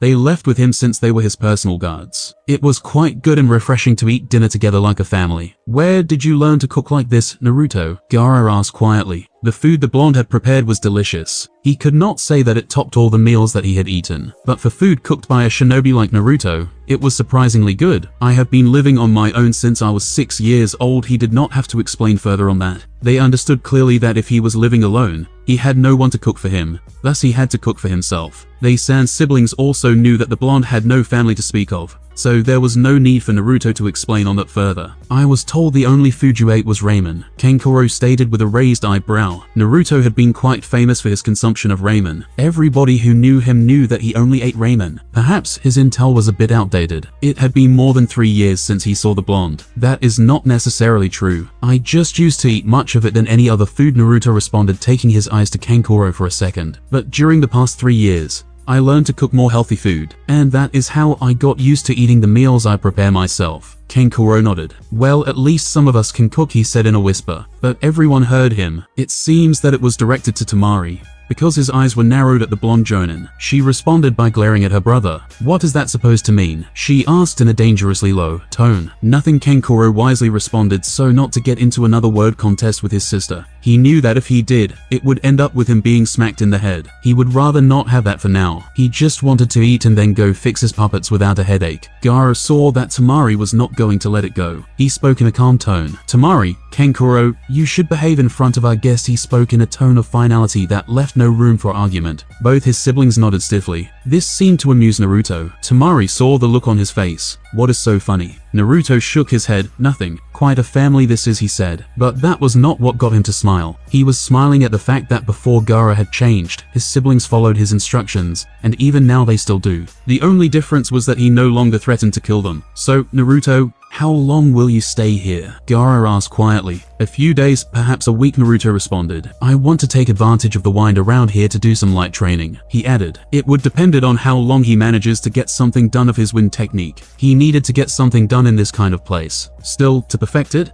he would have to come back here and spend perhaps month training. Gaara nodded, with something akin to a smile forming on his lips. But it was only for a second as it disappeared. But Naruto's perceptive eyes caught it. Should I inform the Godame Hokage of this? You mentioned that you have been eating food from restaurants. By that I would assume that you have not been in Konoha over the past month, and she might not be aware of your visit here. Perceptive, Naruto noted. He had not told anyone that he had not been in Konoha over the past month, but Gaara had caught up to it given his little detail. Do that. I would not want any unnecessary trouble to come to you over nothing. It was highly unlikely, but in the elemental nations, one just could not take that chance. It was always for your own good to be perceptive and make precautions. Little things could cause a rift between two villages. I will send a messenger bird tomorrow to inform her of your stay, Gaara said before something came to his mind. Before I forget, the daimyo said you ought to be at the gate early in the morning tomorrow before she leaves. Did she say what she wanted? Naruto asked curiously. No, Gaara answered, shaking his head slightly. Naruto said nothing on further on the matter. Perhaps she may want to thank him for the services he provided her. It was all right. It was not every day that you find yourself saving the life of a pleasant daimyo. She was quite an attractive woman, Naruto would agree. Perhaps next time he may get to know her more and see if he can get things to work for the good of the shinobi world. How did you even get the daimyo to like you, Naruto? Kankuro questioned. He sounded genially curious. The blonde looked at the older teen with a raised eyebrow. He wondered why the man seemed so curious about getting a response from him. Ah, you have a crush on her, he stated. Neither Gaara nor Temari seemed surprised by this. It seemed that they all knew that their brother had a liking to their daimyo. Well, for starters,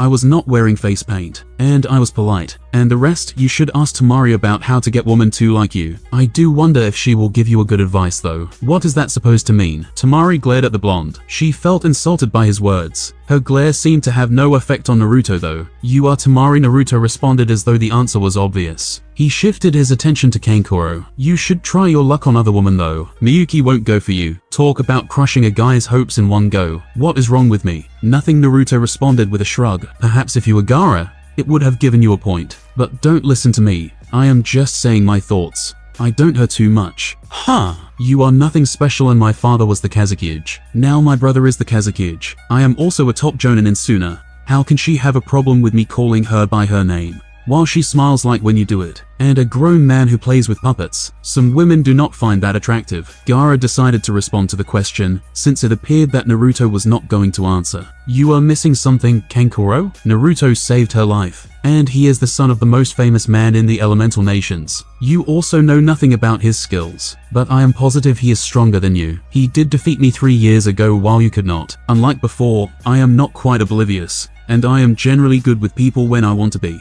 My line of work also dictated that I understand women, Naruto added calmly. Tamari scoffed. Yeah right, she said. Naruto wisely ignored Tamari. He did not want to get into a pointless argument with her. Gaara remembered that the old Naruto would have surely tried to prove Tamari wrong. But this one was wise enough to remain calm. You have changed a lot, Naruto, the Godame Kazekage stated smoothly. The following day the sun had yet to take its shift as Naruto stood at the gates of Sunagaka. He was used to waking up this early in the morning, so having to meet with the daimyo this time was of no bother to him. Gaara had also waken him up. They left together as both headed to their different directions. He would meet with the Kazekage and talk with him after speaking with Miyuki. They did not talk about anything last night. This was a chance to speak since last night had been a night of introductions. After meeting Gaara, he would certainly hit the training grounds. He needed to perfect his jutsu before doing anything else. He had a lot of things to improve on as a shinobi. Perhaps the training may help with his troubling thoughts. He had to be careful so not to slip up because of his thoughts. Itachi had trained him better. Speaking of the Uchiha, he had been busy setting up a spy network for them to use. With Jiraiya's network also working,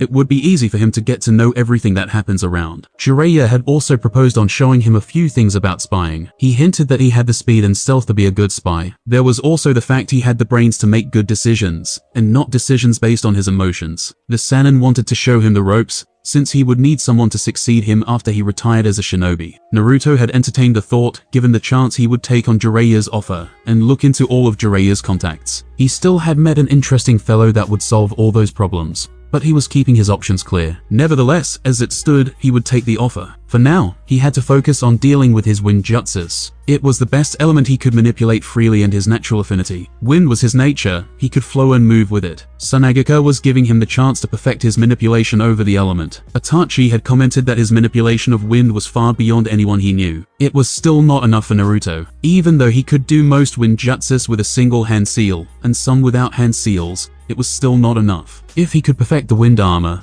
then he could say that he was satisfied. The Nidaime manipulated water like a god of the Suiton element. He also wanted to manipulate wind like the god of wind. Looking back, Naruto saw some Sand Jonins, led by the man he recognized as Baki, Gaara's former sensei. Given that the man was probably the strongest jonin in the village, Naruto no doubt knew that the Kazekage was trying to ensure that the daimyo was kept safe. It would look good for Sand if the woman went back home safely. It was a good move on Gaara to do so. Sunagaka was not very stable economically. The village was in a good condition, but being in the good books of their daimyo would get them to thrive even further. The daimyo was being carried in a luxurious carrier. Certainly worthy of a daimyo. It stopped at the gate and the door opened. Come in, the woman stated, showing Naruto inside. The blonde did not hesitate to get in. He noticed that once he got in, the carrier started moving again. He did not question it though. The woman next to him gave him a warm smile and held out her hand. Miyuki, feudal lord of the Wind Country. Naruto took her hand and shook it. Namikaze Naruto, jonin of Konohagake, he stated, introducing himself. They had never gone into the full introductions the first time they met. Naruto figured the woman wanted to start new. It is nice to meet you,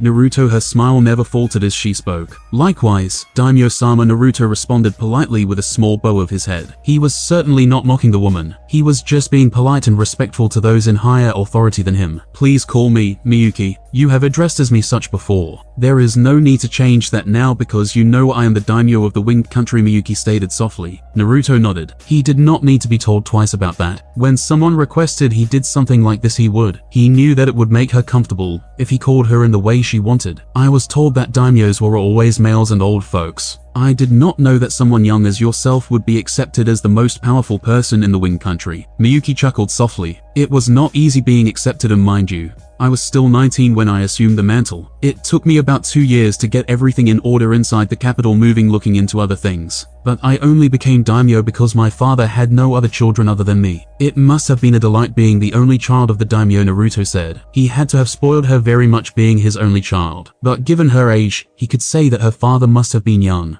or must have married a young woman to bear his child. If he had been young, then his death must have been planned or must have died by sickness. It also did not explain her mother. He had never heard her say anything about her mother. It was, but not always. Father would have never allowed anyone to rule our country. Even if he was still alive, he would have ensured that I was the one to succeed him. Later that day, Konoha, Orochimaru was happy. No, he was ecstatic. He had never been happy like this in all his lengthy life. Ever since he started using his immortality jutsu, he had never been able to use all his full power. He had never been able to use all the techniques he had learned. The main reason was that he did not have the perfect body. The bodies that housed him were fragile and could not contain all his power. It always limited him in battle. But now he no longer had to worry about that. He had an eternal body, a body that could allow him to live as long as he wanted. But he wanted to live eternally. His body would allow him to do that. Life was just better now. He had to thank Kabuto though. He would have never thought of making something like this. Now he could do anything without fear. Not that he ever feared anything to begin with. Orochimaru, before my eyes, all your ninjutsu is useless. Itachi had stated those words when he had attempted to steal the Uchiha's body. It had been embarrassing to hear that boy rub those words against him. But now he wondered if Itachi would still be able to say those words. He was now in possession of the Sharingan, the very eyes Itachi was proud of, and he could use these eyes very well. Most of his body was created using Hashirama's cells, and also the cells of many powerful men he had studied over the years. The body was also had the same DNA as the weapons, because they each had one thing in common, the power of all nine Bijuous. He could not help himself from grinning like a madman. He had never felt so alive in his time living. The secrets of the world awaited him. He could not wait to see the look on Danzo's face when he showed the war hawk who was in charge. He did not fear the man, not with all these power. Danzo's own secret power was crafted by him. The man could not surprise him with anything. Yes, he was the perfect being. There was no one who could stop him now. He started laughing madly again as he walked within the dark corridors of Root Anbu. Danzo was surely waiting for him. He had been indeed right. The man had known of his presence and ordered his root from attacking him. He allowed the snake Sannin to make his way towards him, so he could deal with the treacherous snake himself. He could not forgive the snake for what it has done. Orochimaru let loose of a full-blown laughter as he saw Danzo looking at him like a hawk. The man saw himself as above him, but he was going to prove the fool wrong. The Root Commander only narrowed his eyes as Orochimaru started laughing. Why the long look, Danzo? Orochimaru questioned mockingly. He walked further until he was just in front of Danzo, who was sitting on his throne. Your arrogance has always been your biggest weakness, Orochimaru, Danzo stated calmly, watching Orochimaru closely. Do you think I will let you leave this base alive after what you did? What I did? Orochimaru questioned innocently. What have I done to offend you, Danzo? He kept his expression innocent, as though he did not know what Danzo was talking about. He was playing as though he was just an innocent man being accused of a crime he did not commit. Danzo narrowed his eyes. You know what I am talking about, Orochimaru. He never lost his patience. He knew the Sannin very well to know that he was faking it all. He was just playing. This was all fun for the snake Sannin, but he would not indulge in any of Orochimaru's games. I do know what you are talking about. Danzo could sense a but that was coming, and it came. But I have not yet done anything. Only Kabuto snuck in here. Well, he is the best when it comes to infiltration. Infiltrating a place like this was not that of a hard task, especially since he knows it so well. Kabuto works for you. Anything he does is on you. My agents are already searching for him. When they find him, I will deal with him. But first thing first, where is my weapon? TSK. Danzo. Orochimaru shook his head, never losing his grin as he shook his head. As if your agents could ever capture Kabuto even when outnumbered. But as for the weapon, it ran away. If you want it, you can go and look for it. But Orochimaru's grin widened. It may kill you as it is uncontrollable. Danzo narrowed his eyes further. You failed me and then stole from me. The Root Commander stood up and motioned his right hand for his agents to appear. Within seconds, 100 of shadows surrounded both men. You know too much, and I cannot allow you to live on. Tying up loose ends, aren't we, Danzo? Orochimaru did not seem to be concerned by the appearance of the Ni agents. In fact, he seemed to get slightly excited. Let me show you that you are nothing compared to me, Danzo. With that, the Sharingan fled to life, surprising the Root agents. But not Danzo. But don't worry, I am feeling merciful today. I won't kill your dogs. With that, the Sannin turned towards the root agents. He gave him a malicious grin. Shall we? Minutes later, that was rather entertaining, but it was to be expected. On route, Anbu Orochimaru stated, regrowing his left arm which had been cut off. Most of the root ambus were lying down on the floor, unconscious. Some had been accidentally killed because Orochimaru got a little too excited. Only 2 were remaining standing. They were Danzo's personal guards. They were standing next to their master. Danzo appeared calm in the outside, but deep inside he was seething. This was an embarrassment, one he could not permit. How dare that snake do that to him? He would make Orochimaru pay for his. This great blasphemy could not go unpunished. Orochimaru would pay for this humiliation, he swore it. Stay away from Kabuto. That is if you know what is good for you. For now, I am happy with just watching you play around in Konoha. I am interested in seeing if you will succeed in becoming Hokage. Orochimaru took out a file and threw it at the Warhawk. That file contains all the data I have been able to get on Naruto-kun and all his fighting stats. I am sure you will find it worthwhile. Orochimaru gave a mock bow to Danzo. Until next time, Danzo-sama. What followed then was another chilling laughter that echoed throughout the base as the Snake Sannin disappeared into thin air. Should we pursue him? Danzo-sama. No, Danzo shook his head slightly. His day will come. He sat down calmly. Prepare my visit to the feudal lord. Hi, Danzo-sama. And that's the end of this episode. The series will continue in the next part, so be sure to like the video, subscribe to the channel, share, and comment down below. Thanks for watching. We'll be seeing you in the next part.